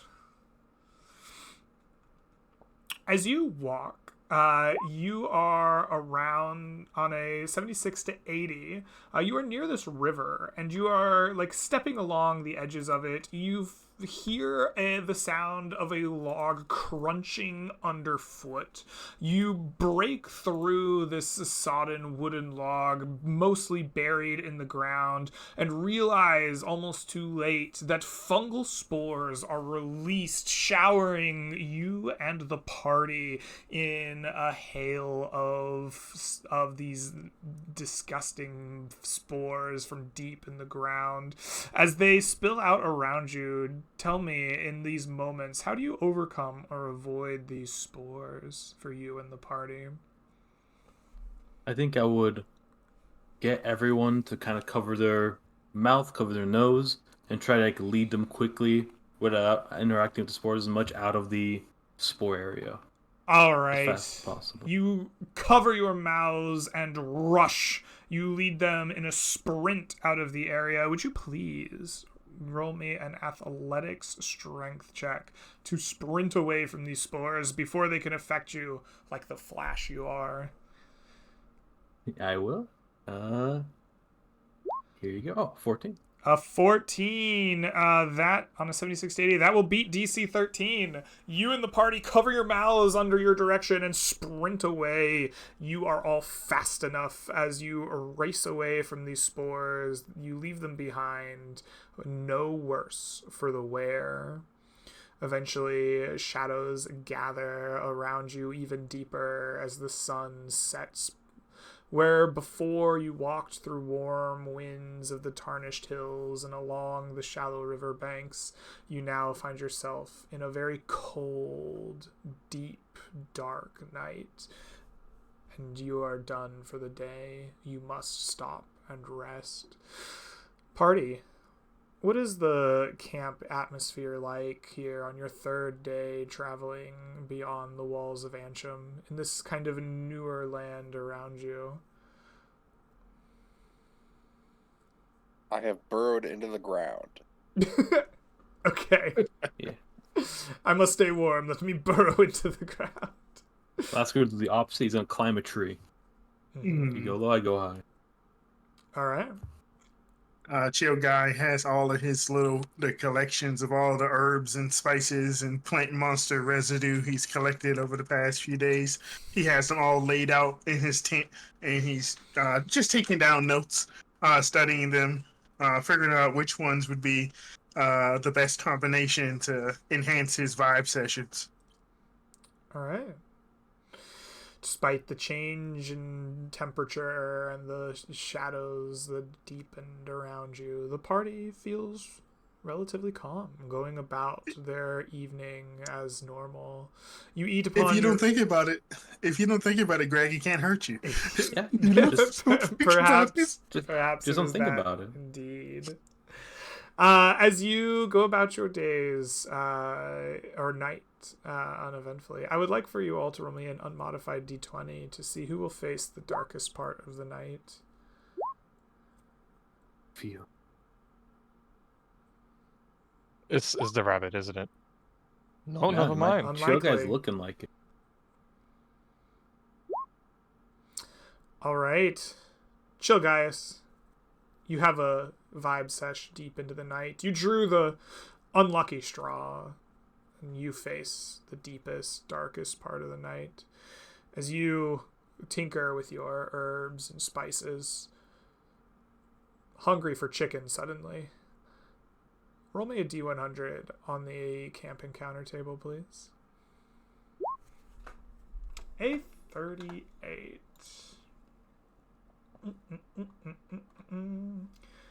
I want to see which one this is. The camp encounter table. This is a restful encounter. No peaceful rest, no encounter. The night goes by without issue or trepidation. The party will awake the next morning no worse for the wear. As you do so, everyone, please mark off your ration for the night. You may spend any number of hit dice that remain in your pool to regain HP, regain all spells and class features associated with a long rest. And then the morning, we get 6 new exploration points, and we get excuse me, and you get 1/2 of your hit dice pool total rounded up to be used in the next day.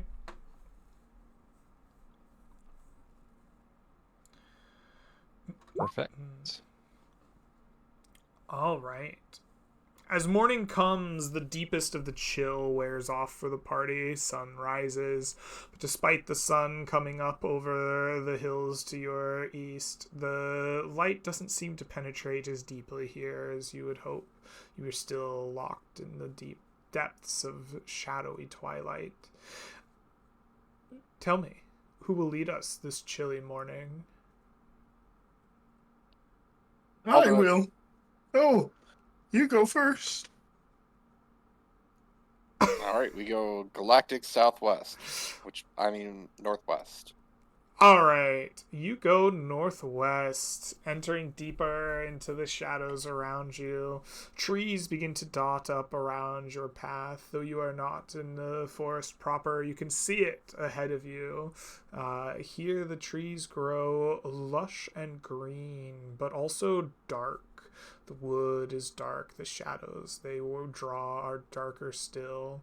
As you walk by them, you occasionally hear the chittering and talking of something, perhaps fairies, ghosts, who knows. You can never see them, you never quite make out their words, but on the edge of your very hearing, they're there around you as you walk. As you go deeper into these shadows, would you please roll me a d100 on our encounter table? All right.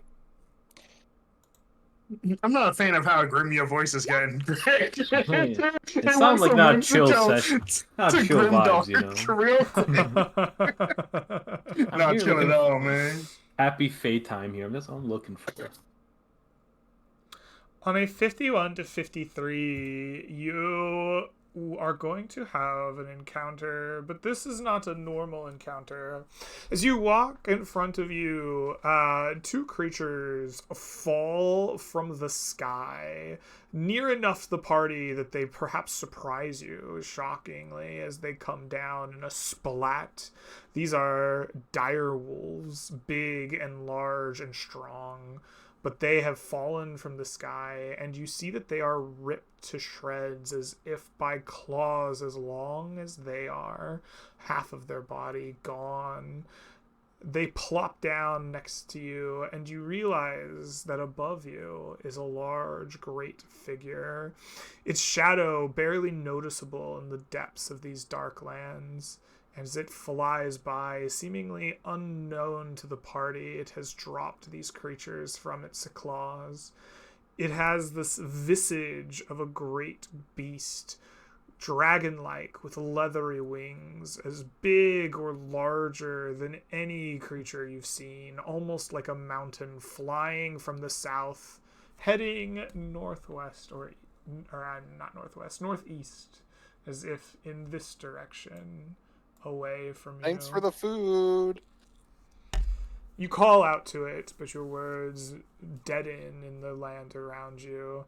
You do not see this creature notice or respond to your calls as it flies on away from you and the party. You said it's a dragon-like figure, correct? So it's like leathery wings. Mm-hmm. Okay. Okay, note to self: don't go saying hi to that guy. You went northeast? Yes, he flew Never go in this area. from south, like southerly, like he flew over your head from the south and banked as he came near the mountains and headed in this direction.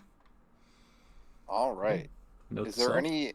Can we get some rations out of these wolves? Make me a survival wisdom check, please. You attempt to field dress the beast in front of you. That's a 22. That'll No. succeed. You don't even gotta look at the DC. It turns out, yes. If you are feeling up to it, you can eat these dead dire wolves. Dagna McGibbet, you field dress them, prepare them, dry them, salt them, whatever you need to do to make them prepared and edible. And you may refill the party's rations. Everyone, please go back up to 3 rations. All right, That's wolf big. jerky. There we go. So, question, Greg. Yeah. I have a mount. I have 2 mounts with me. I have a donkey for carrying our wood and stuff, a mule, and then I have a mastiff. How does the mastiff feel about eating dog, basically? They love me. I don't know. As far as I know, it's a mastiff is essentially an omnivore, right? Or it'll eat meat for sure. I don't know that it would like hunt dog and kill it, but if you feed it meat, I'm sure it'll eat it. It is truly a dog eat dog world. Yeah. Did the wolves have runes on them, or they have no runes on them? These had The no golden runes on them. Okay. Interesting. I'll ask the chill guy and Dagnap. You two seem the most experienced. Have you ever seen creatures without runes? At least Bro, few I creatures- just got here last week. Man, Sure, yeah. better And than me. I like point at him. There's one. As a like beast. Whenever I hear in the Yeah, there's tavern one. of And I the point at one of the Wiki, wolves. other than the wolf. No, I point up at the sky. That one didn't have any runes either. That's true. Okay. Yeah. Probably, yeah. All right, we good? Probably. Dagnab, you're really perceptive, right? Uh-huh. Give me just a like casual perception check real quick when you looked at the thing. Nope. Yeah, I don't know. It might not have any runes. It's really high up there. Oh, that's the Ruined Titan, wasn't it? Oh, we don't know. I don't want to It's know. pretty high up there. It could be anything, really. It's probably a I dragon. want to live in bliss. Blissful ignorance. Don't need to know. All right. Party, it seems that we have gathered up our supplies from this encounter, moved deeper into the shadows, and gone about our day. As you leave this scene behind, you have, I believe, 5 exploration points remaining. Tell me, who's going to lead us for the next portion of the day? I will go. Okay. The chill guy, you know, uh, he didn't even see what was up above. He just kind of saw 2 dire wolves drop down, and he was like, "It happens." You know, when you live in the Underdark, you see some wild shit, man. You know, you see Does it driders. commonly rain beasts in the Underdark? Yeah, Yeah. it's a big cave system, right? So things can fall down all the time. Alright. You know, Yeah. he's seen many of adventurer fall hundreds of feet to their death and looted their bodies. So you know, it's ain't nothing to it. You know, gangster rap made me do it. So he takes a puff off of his pipe and he takes us Imperial, because Galactic is the weaker metric system. He takes us Imperial Northwest. All right, Imperial Northwest. That hex looks mostly plains to me, so we'll bring us down to 4. As you move Imperial Northwest, the land is much as it was around you before, shadowy and dark. The trees come up closer to you now, the forest in full relief, deep. Not dark and gloomy like the Mistwood, but the shadows are deep here all the same, leaving you in darkness. Though the woods don't leave you oppressed or depressed, they do find it disconcerting. The shadows make your nerves on edge, and the sounds of voices become more frequent rather than intensify, always at the edge of your hearing, never within your sight. You hear them more frequently as the deeper you walk. Would you please roll a d100 on our encounter table, please? 16. A 16. On a 16, you have a calm trek. There is no encounter, though it was not peaceful, I would assume. This land is unnerving, even to the hardest of adventurers. All right. As you arrive here, you have 4 exploration points remaining, party. Who will lead us in the next portion of the day? I'd like to lead us. All right. I like to The lead us into ranger this sees the woods. forest. I see the woods finally, and I lead us in there cautiously as well. All right. You enter the forest, wandering through your favored terrain. This does not cost as many exploration points as it would others. This is only 3. You know the ways of forests, even if this one is new. You know how to track through them effortlessly. Here, the trees around you hardly change the amount of light. Even though you step under their boughs and branches, everything is the same dim shadow as it was before. Around you, the voices are almost constant. You hear them, you turn to look, you don't see them. The forest around you is unnerving and unsettling, but it is safe. It does not harm you.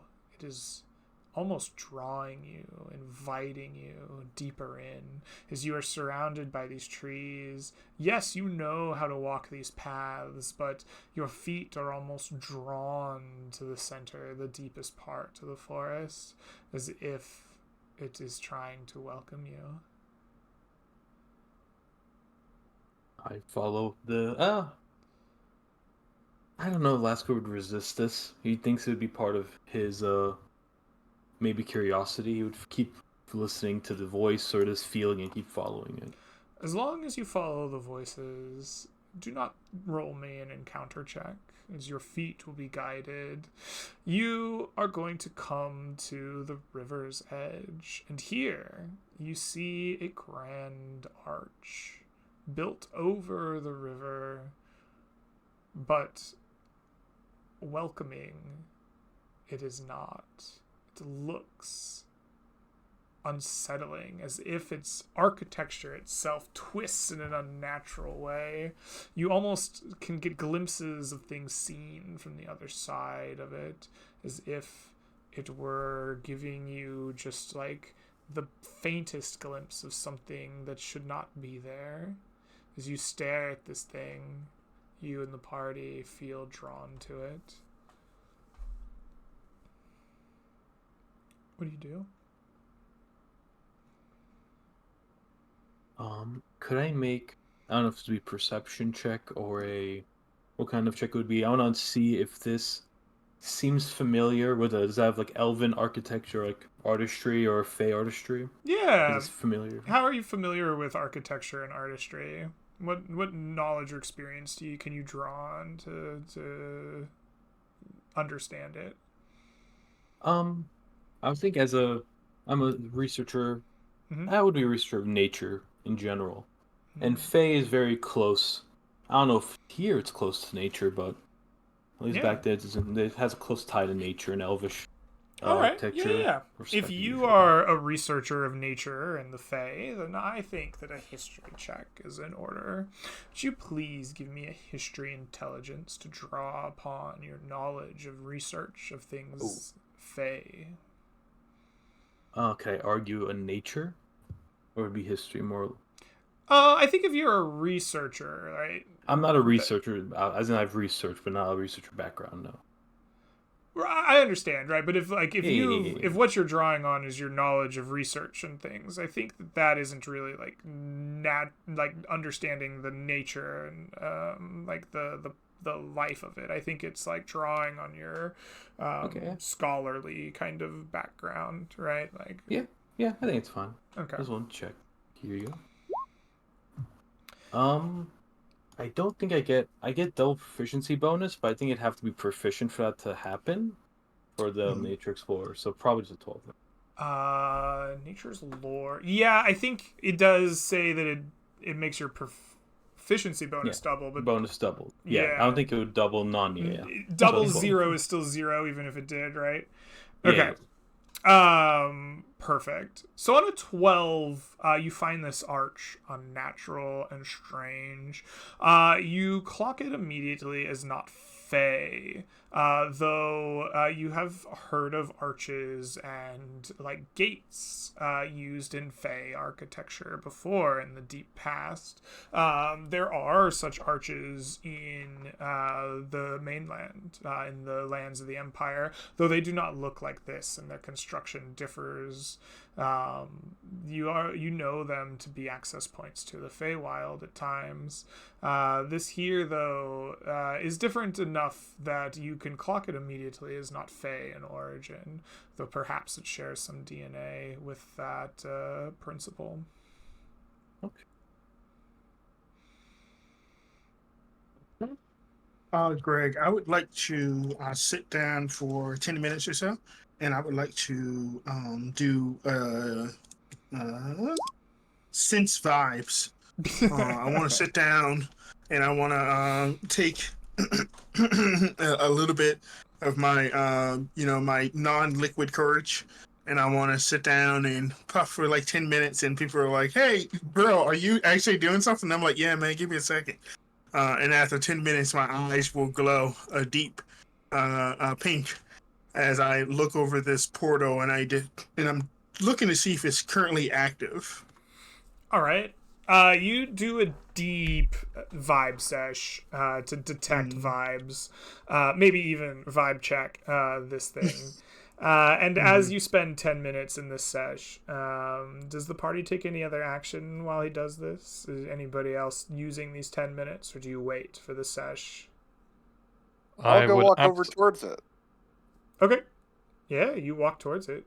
It is large. It stands over this a river, twisted and unnatural in a strange way, as if an arch should support itself, right? But the way this twists around, it is uneven. It is not parallel to the ground. It is not symmetrical. It is almost difficult for your eye to follow. It feels like it should just fall over. What does it seem to be made out of? Stone. Okay. And it's like just an arch, it's not like a bridge or anything? No, it is not a bridge. It's a grand arch over this river, though. Easily a ship could pass through it. Oh, okay. Well, I'll go and give it a good kick and see if it falls over. You give it a good kick, and your toe hurts. It's like kicking a big giant stone. And yeah, it smarts. All right, I'll just hop around holding my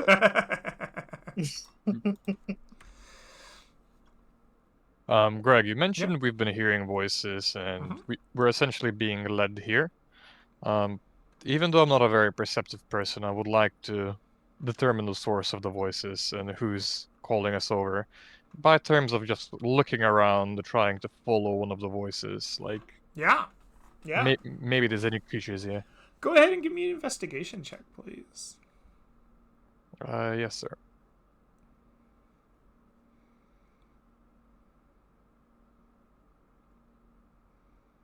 Yeah, I'm very good at this, actually. You search as best you can, listening to the voices, trying to follow them, catch them, but every time you hear them, you can never quite find them. They always seem just the edge, just out of reach, just out of sight. You can hear them. They giggle, they laugh, they cajole, they jeer, they taunt, but you cannot ever seem to find or get a hold of them or figure out where they're coming from. As Dab hops his way back to the party and you finally circle back, unable to find the source of these voices, in a big puff of smoke, the vibe sesh will come to an end. And Chill Guy, you cast your ritual of detect magic. You detect very clearly that this is a magical arch. The whole thing has a very strong magical aura. Like, it's kind of like disorienting to your eyes. You've been in shadows for so long. That seeing this like bright aura is almost painful. As you focus on it, you will find that it is the School of Conjuration. Oof. Okay. I'm digging deep inside my very novice arcane teachings. Are portals usually conjuration? Portals? Yeah. Define portals. Gateways that let you travel from plane to plane. I've seen a little bit of it because of how connected the Underdark is to the Shadowfell. I've seen some really messed up stuff, like a Drider go into a Shadowfell portal and come back as like a Shadow Drider, which is just a Drider going through an emo phase. So I've seen some dark things down there.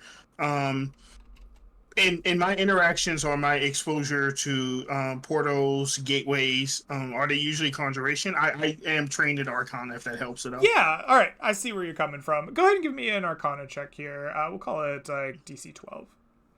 Alrighty. Oh, man.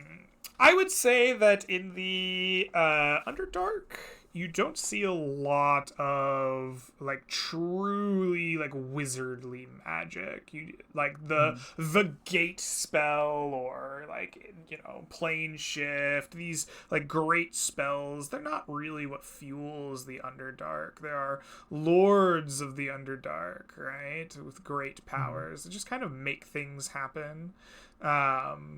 I think that your knowledge doesn't quite expand to this realm as well as you would hope.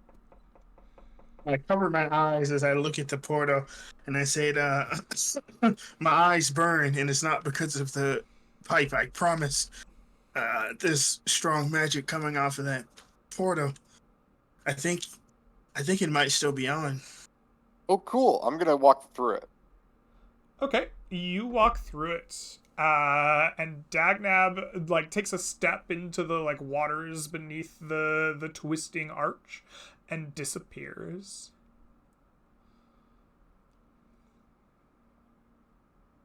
Hmm. What do you do? Ain't nobody following him. What are you waiting for? Ain't nobody I- following him. Oh, maybe I he'll sit come and back I- soon. He'll just walk backwards, right?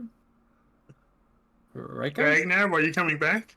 I don't Alright. know. Where am I? We'll I find guess out. the party watches on in horror as time goes by. Dagnab, you put a foot in this cold water and you keep walking, and you find yourself at the foot of a large mountain range, stepping onto the other side of a gate, like an arch over the river. But around you, there are no party members. Everything is dead and dying and dark and desolate. The trees bear no leaves. They are twisted and gnarled. The mountains lay everything in an oppressive shadow. And you see above you a great, like, not like castle almost, but like a military outpost built into the stones high above you. A black gate barred and closed in front of you. You feel an oppressive magic beating down around you. The area just feels unnatural and unsafe. I don't see any like people on the walls of the castle, do I? Not a soul. Well, I don't think I'm gonna find any carrots here, so I'm just gonna try to go back the way I came. All right. You attempt to walk back through this archway. As you do, I would love for you to make me an Arcana check with intelligence, or I'm so wisdom, good. your choice. You know, I think given that I have an 18 wisdom and a 10 intelligence, I would Mhm. really like to use wisdom. All right. So we're gonna add 4 to this. So A 19. As you walk through the archway, it's twisted and strange, and it is unlike the one that came before it. As you step into the waters, you feel a multitude of locations and possibilities at your fingertips, and you feel your way through it with your wisdom, and you catch just the right rift of magic, and you make your way back to where your friends stand. You said that I Slackjaw. feel like a bunch of different locations. Can you describe the vibes? Maybe if I was like looking through a window, what I might see in some of these other You locations? don't necessarily look through a window and see, you just feel the pool in many directions. Your Okay. wisdom doesn't necessarily show you where to go as much as it remembers where to go. And it pulls Gotcha. you to the place. Yeah.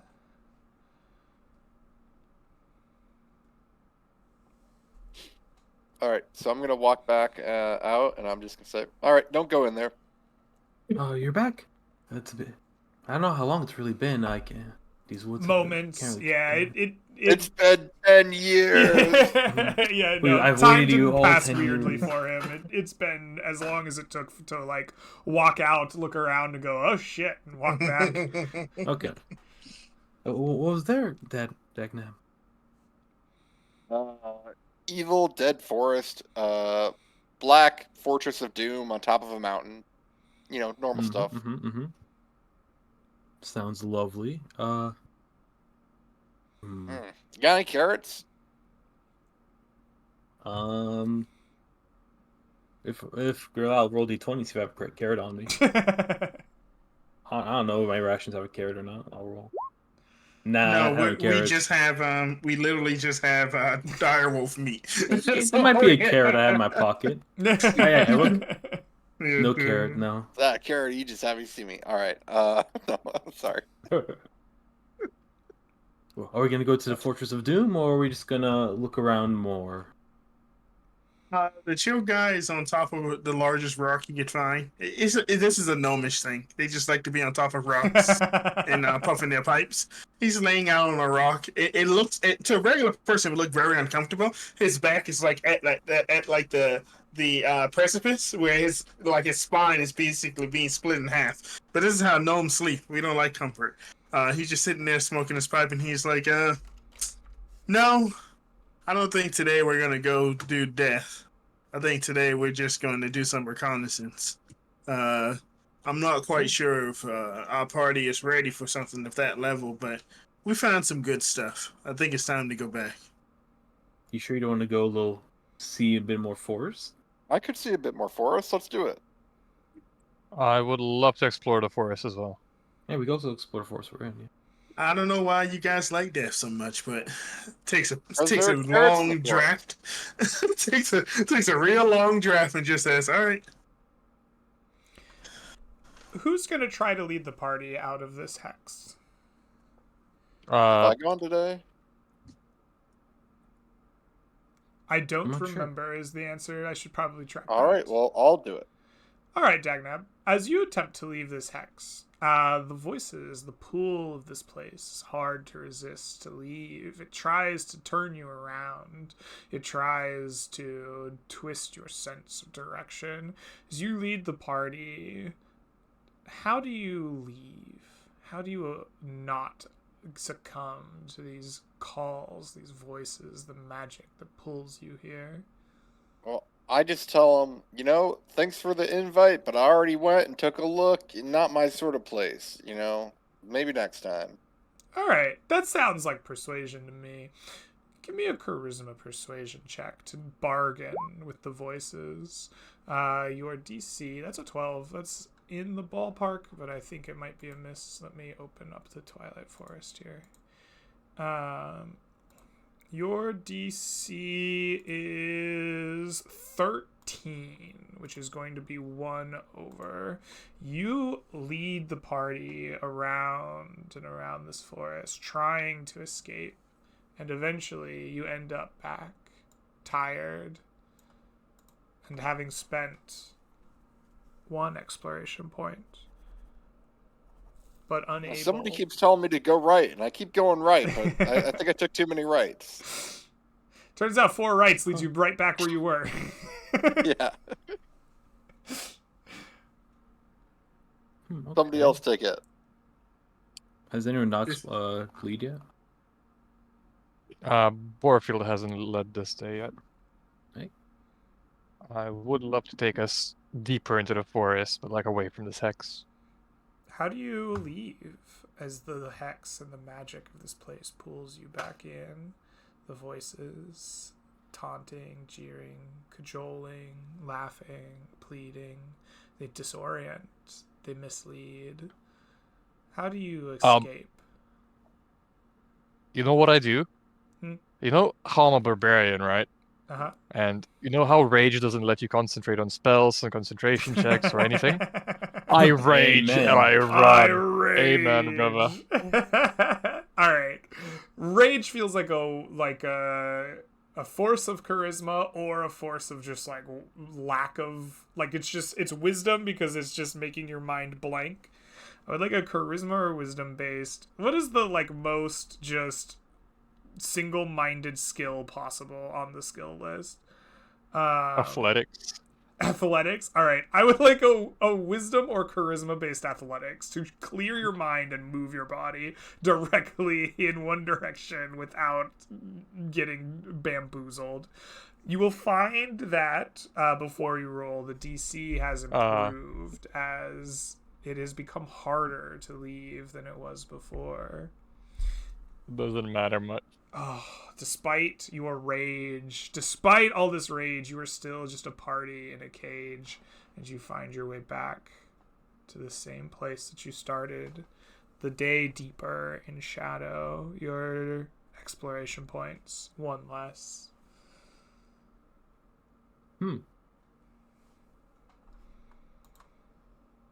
Shield guy takes a long drag, almost completely destroying one doobie in a go. And he he stands there and he says, "We're fucked." As he looks at the portal with no longer glowing pink eyes. He kind of We don't looks have at the the pink eye party anymore.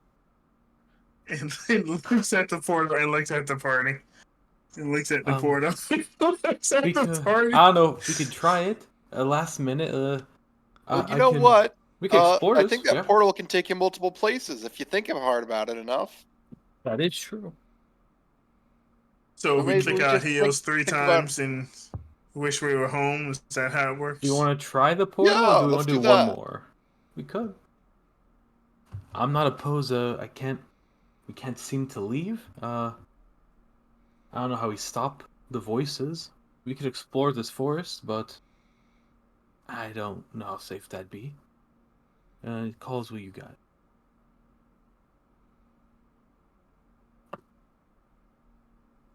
What's the plan, party? Everyone looks at each other, standing. Everyone's standing, still looking at each other. I started pulling ruby slippers out of my bag.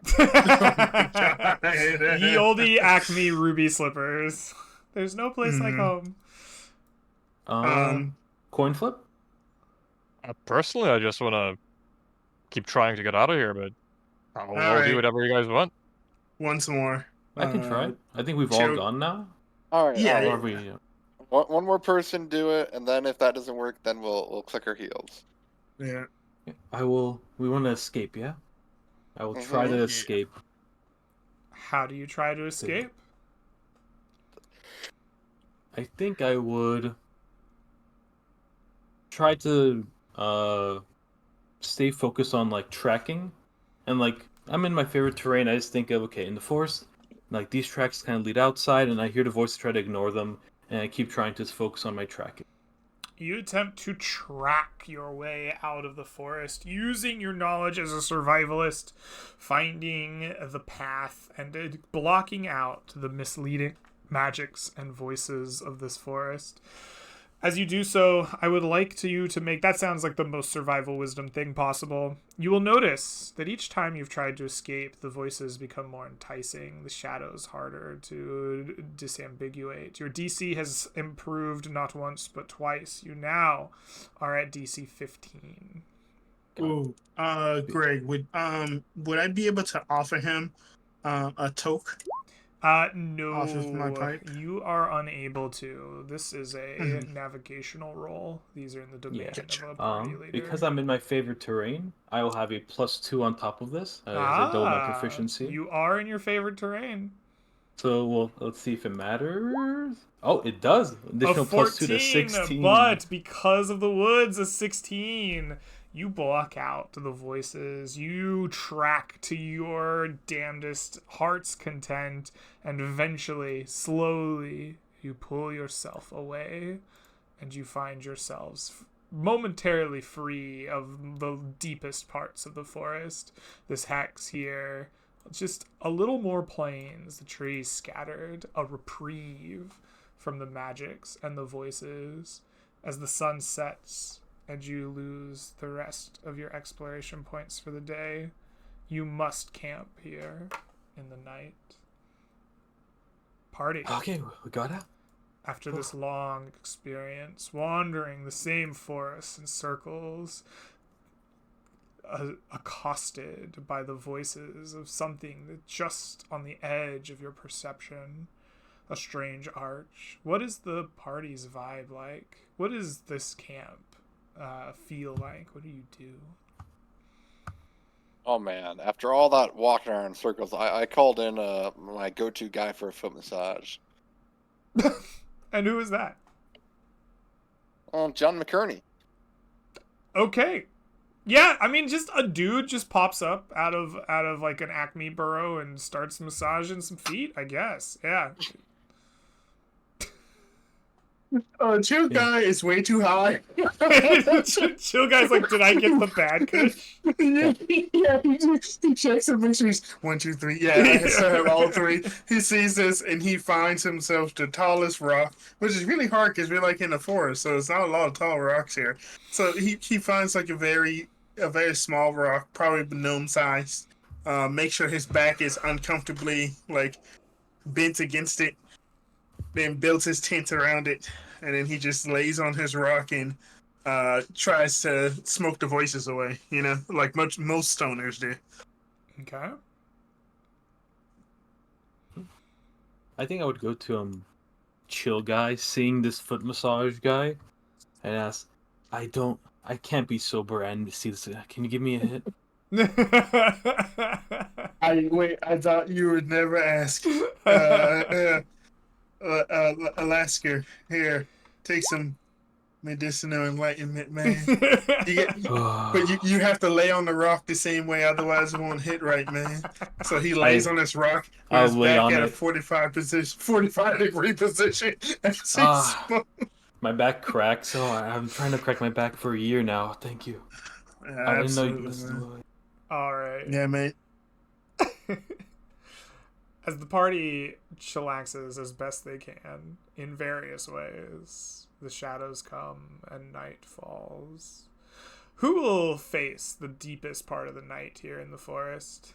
Would you all please roll me a d20 unmodified?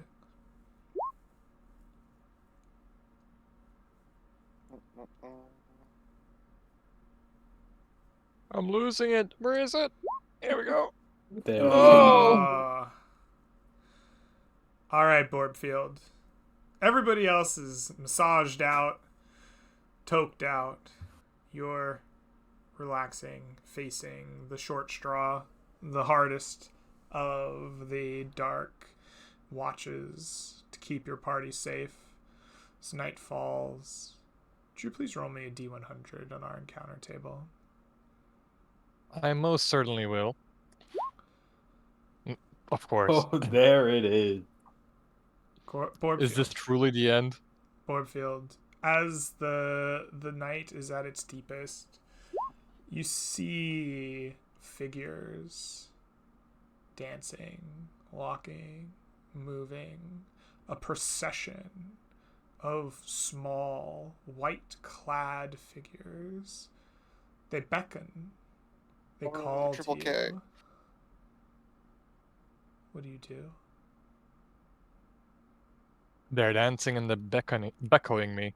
It's a procession. They're moving somewhere here in this deep twilight. These figures, clad in white, glowing. They dance as they move.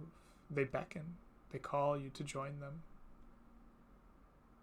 I'll join them. More friends couldn't hurt in the forest. They're gonna You- send you back to the trap tile. You I know, walk- I know. You walk with them, joining the dance, walking.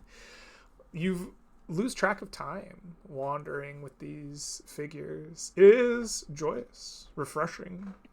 You feel lighter than air as you walk and move. They draw you to a familiar spot, a grand twisting arch over a river. They walk to the water's edge, beckoning, dancing, giggling. You feel lighter than a feather, and they attempt to plunge you beneath the water's edge, grabbing, and suddenly, what a dream, a blissful dream it was, turns to a nightmare. Borbfield, do you resist in this moment of terror and panic? What do you do? As I am plunged in the water, how deep is the water? It's a big river. You could, like, they could drag you down far enough that you wouldn't see the surface. And how many figures are we talking about? Because I am level 1. If it's like 1 or 2 of them, I'm resisting. If it's like 5, 6, 7, I reckon. The dice go with the flow say for a little bit. 11 figures in the procession. Yes, in that case, I'll just follow their lead for at least a little bit. If I feel like I'm about to die, I'll start resisting. You are plunged deep into the icy waters, terror overcoming you, the waters rushing over you. You don't fight, but it burns your lungs, your eyes. Everything goes black in a moment, and you awake back at camp. Your party safe around you, the procession ended, but you are changed. Oh. You bear the mark of Suhui, the gatekeeper, master of the Logris. You may channel the gateways. What does that mean? You can use the arch. We'll see. Oh, now we gotta go back. Oh no. We gotta, man. We gotta see what it means.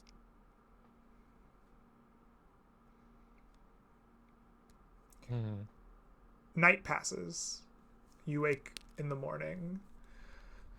All of you are refreshed by a normal rest, except for Borbfield, who will gain 2 levels of exhaustion this night. His ordeal sapping him, though giving him a small gift in return. As you awake the next morning, I'd like each of you to mark 1 ration. As well, you may recover any spells or class features associated with a long rest, and you may spend any number of hit dice in your pool to recover HP. Does Orpheus look different at all? Does he have anything different about him? He bears a Okay. mark somewhere on his body. He can choose where. Of the ever-shifting Logris. It's a tramp stamp. Sorry, as a non-English speaker, what is a Logris? The Logris is a twisting pattern. It is often a symbol of chaos. Logris is like a math term that I am Yeah, it's not even an English word, I think. that I am kind of co-opting from a fantasy novel I read as a child. You can How do you spell it? You can The think of word. it as a 3-dimensional, ever-shifting maze. Okay. Okay. Could I have it on my eyeball?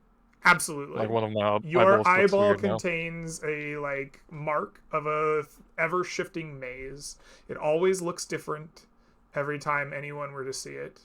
Although you keep it behind a mask that canonically has no eye holes, so maybe no one else notices. Yeah.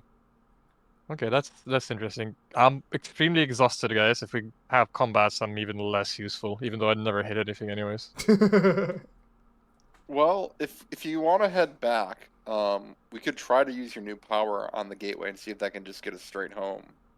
Or anywhere, but Because otherwise, you're not going to get your exhaustion removed until we get back, right? Yeah, I have a couple of suggestions because we're in this forest. Because essentially, we were told that we can find wood in here.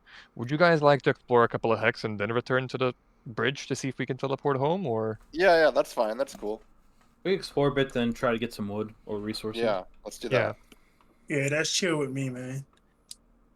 All right. It is a new day. You have 6 exploration points then. Tell me, who's leading the party and what do you do? I will. We go that way. All right, you head to the north. 2 exploration points used up, bringing us down to 4. You wander through deep shadows back into the depths of this strange forest around you. As you do so, you once again begin to hear the calls of voices around you. Though you are not pulled in any particular direction, they chant and chortle, cajole, jeer. Would you please roll me a D100 on our encounter table as you move through there? It's a 62. Wonderful. On a 60 to 63. On a 60 to 63, you find fallen dry trees that show no signs of immediate threat. Players can choose to harvest 1 wood and return with it to town by spending 1 exploration point. So I immediately start moving towards it. That's an easy. All Is this right. what you were looking for? You wander Yep. straight into a huge patch of just like fallen lumber. They've all been just like torn out of the ground, but they're like free of fungus. They're like really straight. You spend a few hours just chopping them up, getting them prepped and in your bags and saddlebags. After an hour or 2 of this, you will gain 60 pounds of wood to return to town with. I can put on my mule, or unless we want to put on someone else's mule. We put it on bloody orc I got a mule that too, has so we're 18 good. strength. No, I'm carrying it. I on like your to mules, think Rat. that Boardfield doesn't actually have like a bag or anything. You just stack 60 pounds of wood, I'm- planks, like I'm on not your even shoulder. I'm not even joking. I have 4 items in my inventory. I have a great axe, I have a sword, I have a shield, and now I have wood. That's the 4 items I have. Yeah, we stack With up how wood for heavy wood. wood is, it probably wouldn't be that large to carry. So It's 1 big club I'm carrying. Yeah, I was about to say just one big log like a stump. Yeah. all right. I mean, we can explore on this thing too, can't we? Yeah, Yeah. of course. You Let sure me can. explore. I am the master explorer. All right. All right. Boardfield, as you're carrying just like 60 pounds of wood on your back, no problem. Tell me, how do you go about exploring this hex? What do you do to find what you're looking for? I find the biggest, meanest looking tree, and I kick it so hard it falls, and I go in a direction it falls. In a straight line.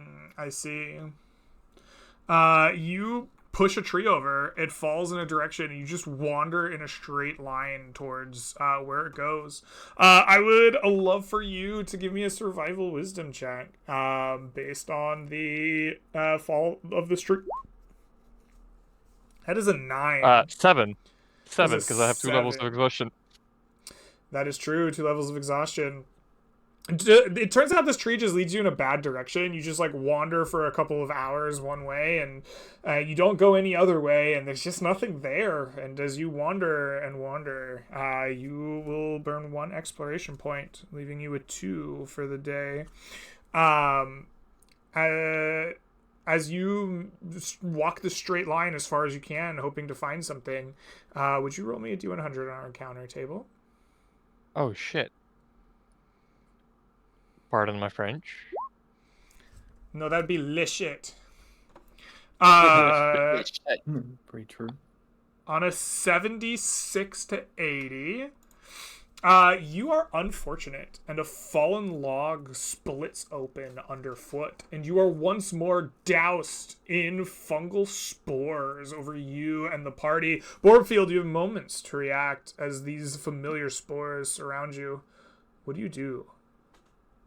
You know, I'm already dead weight. I'll try to suck up all the spores myself to save the party from being poisoned. I'll just take deep Alright. breaths as much as I can. You take a deep breath of all these spores, sucking them down as best as you can. I would like for you... I want you to make me a Constitution saving throw to suck all the spores. Just all of them. Give them to me. That's gonna be at -2. Oh, 22. That's There a it is. 22. That is a towering success. Boardfield, poison spores don't mean anything to you. Your liver is rock hard from whatever strange drinks that you've been imbibing as a true barbarian. You know, the fuels your appetites and your rage. Conan would be proud. You know why? You Yeah. know why the spores don't affect me? I've been wearing this mask for like months on end. It's completely They're just molded. stuck. It's completely Just- like disgusting. Yeah, you breathe spores every day anyway. Yeah. Perfect. Your tolerance is unparalleled for these things, and you suck up so many spores, the rest of the party, they don't even have to worry about them. You overcome this.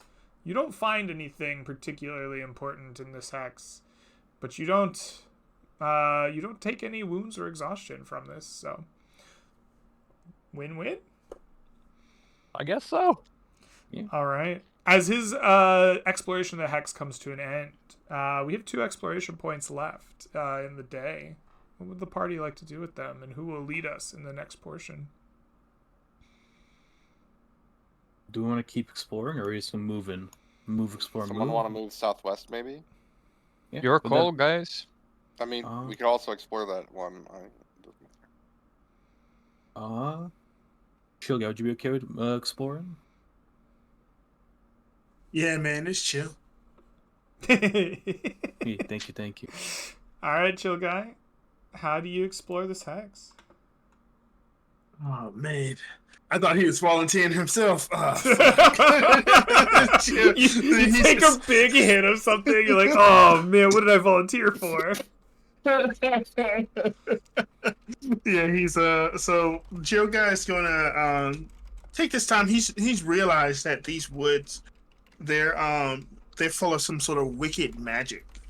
There's some sort of like otherworldly, like non corporeal influence over these woods. Ever since they entered it, they've been hearing the whispers of voices, several different tones and incantations. He's going to see if he can find follow magical ley lines to see if he can find any sort of source of powerful magic tied to like the corruption of this land, because there has to be something of importance that's basically powering these voices and the hatred. I like it. Go ahead and give me an Arcana intelligence check as you follow the magic lines, the ley lines of this land to try to find what you're looking for. Oh, they're so clear to you now.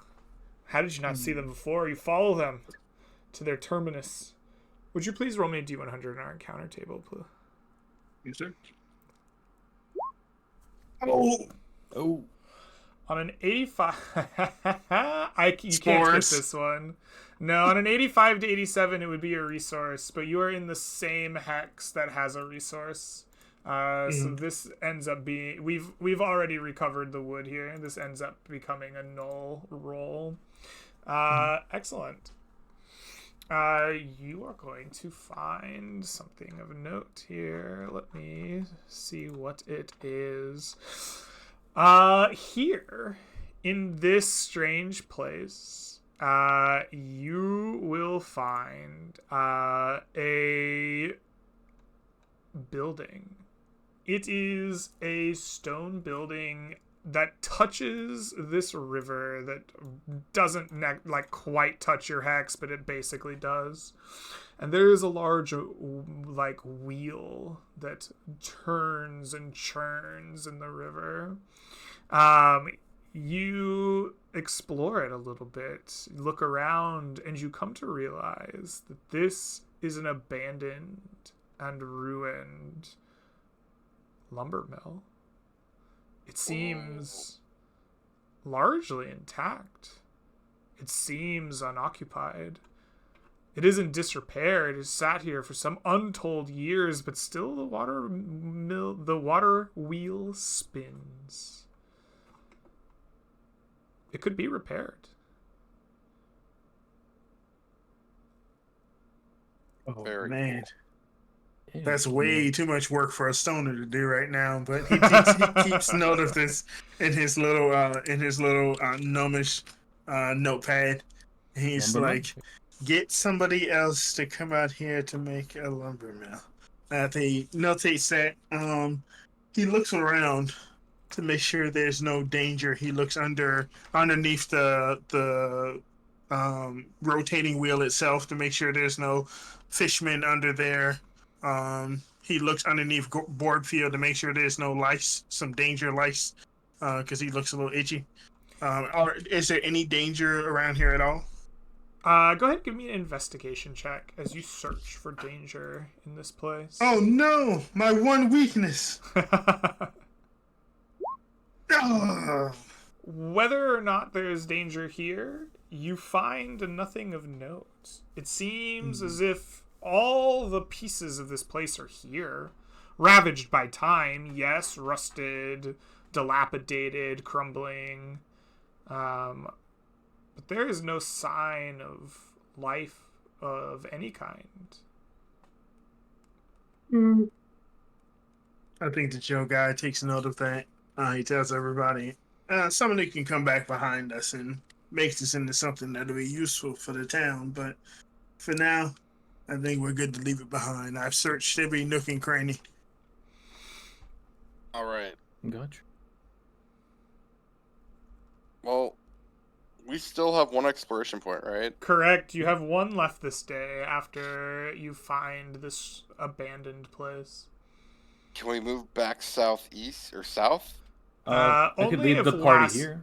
You can, any one of you can lead into this hex or this hex. Only Lasker can take you to this hex, Do you guys since go to that this is the hex? mostly forest. Yeah, you can go Let's there. go down there. All right. You return back, trying to find the reprieve that you found the night before, where the forest breaks and a small clearing accepts you. You wander down away from this abandoned place. As night falls, the darkness deepens. Would you please roll me a D100 on our encounter check, please?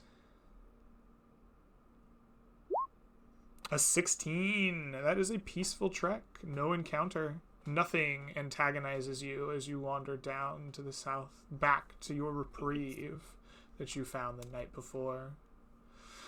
Darkness comes, and you must camp. Tell me, party, what is camp like here as you bed down in the same strange location as the night before? Marshmallows. Fair. The question some is, do you have marshmallow. graham crackers and chocolate too? Of course. Perfect. What a treat.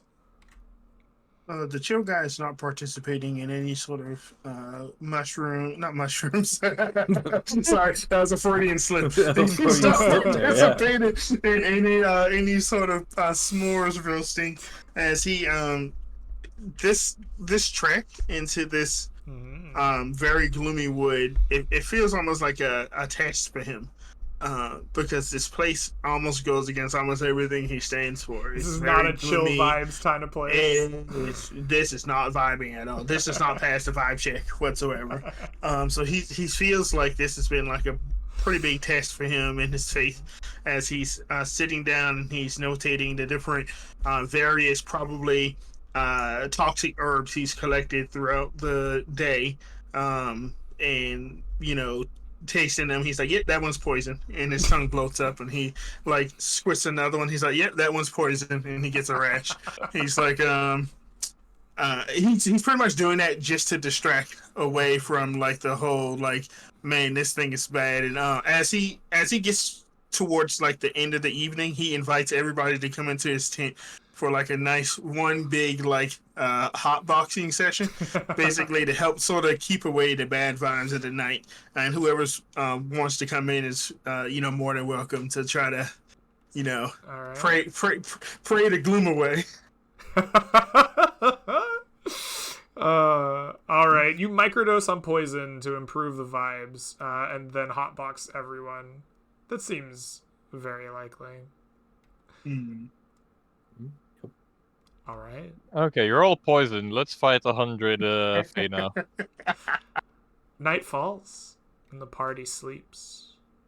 Deep and unbothered. So deep, in fact, that each of you are visited in the night. I would like you all to make a perception check at disadvantage as you are pulled into a deep and dark slumber that is hard to wake from. And I'm just asking this, Greg. I'm pretty sure this is not going to work. I was wondering if that'd help at all. Yes, you can negate your disadvantage. You can roll normally. My wizard eyes. With a 13, Dagnab and Chill Guy, you will wake and notice Fae and Fairy and strange ghost-like creature alike attempting to steal things from you. You shoo them off, scare them away, and can return to sleep unharmed. Unfortunately, Lasker and our Borbfield, you two are unable to notice this when they come for you. I would like you to tell me which of your pieces of equipment or things that you carry on your character are most important and precious to your character. Not you as the player, but your character. Those are the items that will have been taken in the night. Well, for Borbfield is probably his great axe, because he's a barbarian and he has 4 items on the sheet, including wood. So. You don't think so- it's his mask? I was wondering if it was going to be the mask. Oh, actually, yeah. No, come on. Don't do this to me. Oh, not even horror like trying to sneak that one. Like, oh, it's a great axe, yeah. Borbfield. No, it is the mask, but Is it the mask?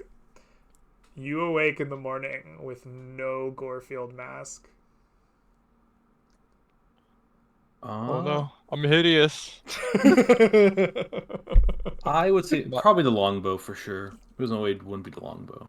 It's the longbow for you, Lasker.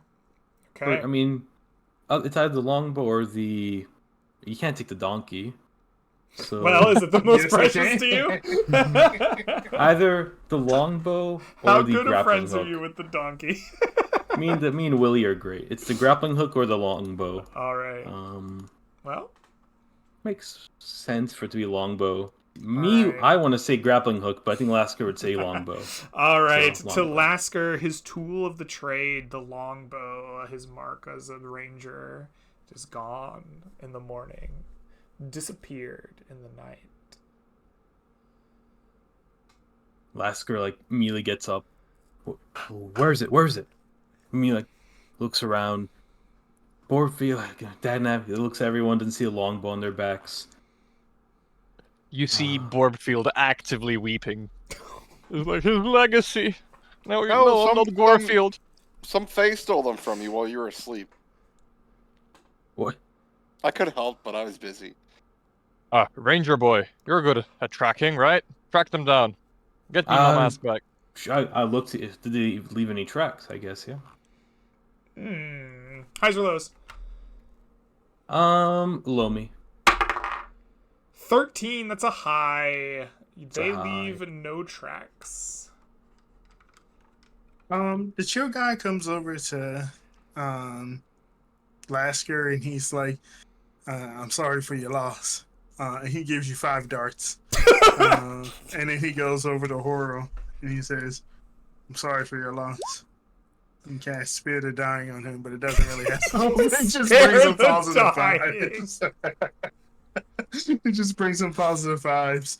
And we cut back to a flashback of last night when those little guys were like rummaging through our things. I didn't even like beat them back. I have this. I didn't use it, but I materialized it. I have a little twig, a little gnomish twig from the Underdark. I materialized a gun. Yeah, I materialized Amen. like an arcane force arm, and they were like, they put their hands up and they just walked out. And I went right back to sleep. And I shake my head and I say, I'm sorry, I was too greened out to do anything about it. It's no problem, chill guy. I was like forces Here. a smile. If you need something, Borefield, and I'll just pie him. And You then just I'll, squish like- a cream pie in his face. And then I'll like poke out like 2 eye holes for him. There you go. Not That is a only do you mask. put a pie in my face, you also poke my eyes out. Okay. No, I make some eye holes in the tin so you can see through it and wear it as a mask. You don't understand. Now you know I'm not Gorefield. We already knew that. You're not Wait, Gorefield? what do you mean? We already knew you weren't Gorefield. What? Yeah. What? I totally knew, yeah. What? Dude, This How? is news to me. You Because it two was knew in you the didn't tell me past. this whole time? I I thought he just was said the I knew. legend Out of himself. I don't know who Man, Gorefield is. Yeah, the chill guy looks at his bong and he's just like, I gotta stop smoking. The chill guy is a crisis of faith. Oh, it's okay. You know what? Maybe we should cut our losses and head on back to town. Fine, let's just hit up the bridge. All right, let's see if you can work your magic. Yeah. I'm gonna go there, I'm gonna talk to the Fae, and I'm gonna get my mask back. You guys are not meant to know I'm not Gorefield. Hey, if you can talk for the bow, I'd be greatly appreciative. I'll join. I'll get a mask of Gorefield created, and I'll join the cult. Or I mean the following. We're just gonna get a bunch of It's not that. masked people wandering around. All right, You don't understand. you His head legacy gone to down. the southeast, back to a familiar stretch of the forest. The voices call to you. The pool of magic leads you back here. You are not encountered if you follow them to the depths of the forest, to this arch at the edge of the river. As you move through here, they stay on the edge of perception, never seen, never heard from, except to laugh or cajole, to taunt or pester. But eventually, you will wind back up at a great twisted arch of unusual design. Borbfield, you sense like a connection to this place now. Your eye doesn't burn but goes warm. Like the heat is not painful, it is comfortable. It glows through the mask of cream pie that you wear upon your face, and you feel as if you can see the destinations through the archway, as if you can call upon them, command them. I would like to try and channel that power. Absolutely. As you peer through them, there is an ever shifting passage that you and you alone know how to walk. As you stare upon this place, your eyes twist and churn, and you see destinations. There's a place deep in a dark and unusual forest, at its depths, in a range of mountains, a black gate, a giant towering fortress. There is a place upon the water, much like the one you are on now, staring down upon the desert sands. There is a place high upon a plateau, overlooking a gleaming diamond-like mine. There is a place here in a strange forest that brings you nothing but the deepest terror. You can but hardly bear to look upon it. There is a place in the swamp, deep and wretched and horrifying, but not nearly as bad as it was before. There is a place in the underground, dark, beneath the city of Ansham, somewhere in that sewer system. It hasn't been seen in a long time, but you can get there. There are others. They exist. The ability to get to them is yours, but would be hard to get to now. The path long and twisted. There's a final one. A forbidden one. You see a great tree. You hear a song, beautiful and gentle, but you know to walk there is forbidden. Where do you take the party? I'll take the party obviously below Antrim to finish up our exploration this time around. I need to understand this power better, and I need to get my mask done again. All right. And so you do. You walk an ever-twisting path, a maze of magic. You pull the party along behind you, and at the end of an unbelievably strange twist and journey, you step forth beneath the city of Antrim in a great labyrinth of sewers. You eventually are going to be able to walk your way out of them. These places have been explored before. A door opens that was sealed. It leads deeper into the sewers from a different direction than was taken to the Great Pit. But you walk from the other side out into these sewers and eventually back up into Antrim. Congratulations, party. You have returned from the Twilight Forest. Ooh. Yay! And we unlocked the fast travel system. With Goreville, we got some fast traveling. Can I just say, Greg, that I started the campaign with like going in straight lines. We're finishing like twists and turns and coming back to the city. I started with a mask. I have no more mask. Like, are you doing this on purpose? Like, I got no every longbow. character- I got no longbow now. Okay, I'm going to markets, and I don't have enough money to get. I'm getting something. Get some No, dark. not on purpose. But it is cool, huh? Yep. All right, guys, this was a fun session. I hope you all enjoyed it. We are going to wrap up here.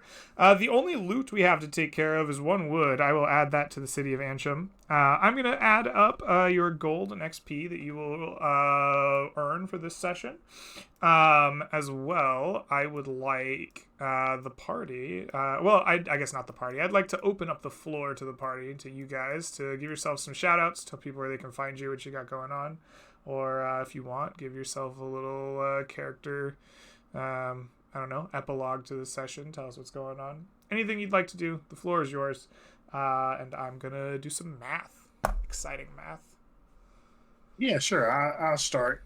As always, thank you so much, Greg, for running this for us tonight. It was a ton of fun. I knew you said at the beginning that you were feeling pretty tired, but I'm super happy that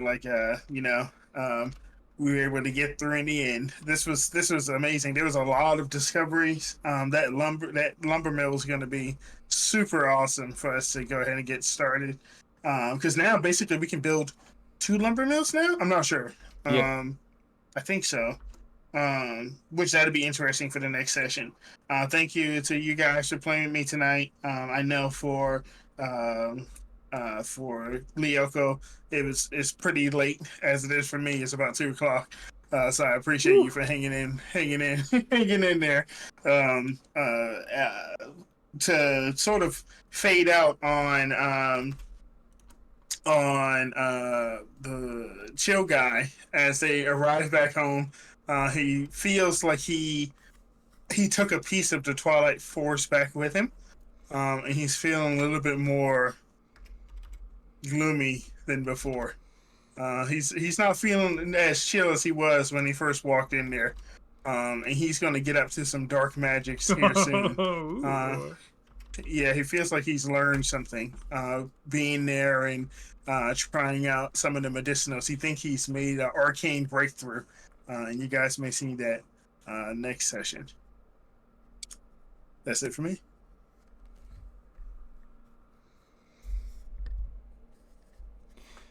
I'll go next, I guess. As Mega mentioned, as always, thank you for another great session. I had loads of fun. Luckily, the curse has been broken for the new players, especially like Knight. He didn't die twice in a row, which I'm very happy about. Easy, he says. Wasn't even close. To be honest, it wasn't. Not at all. Outside of that, those bloody, what do you call them, fake creatures stealing again? Bloody foe. Yeah. Yeah. Outside of that, I look forward to playing Borgfield even more. This character, I have something fun planned for him, so look forward to that, and see you soon, guys. All All right. right. Oh, nothing else from me except make sure that you go wander under strange arches, people. You don't know where you'll end up, but it'll be fun. For Lasker, first, thank you so much, Greg, for a wonderful session. We actually got a lot more done than I thought.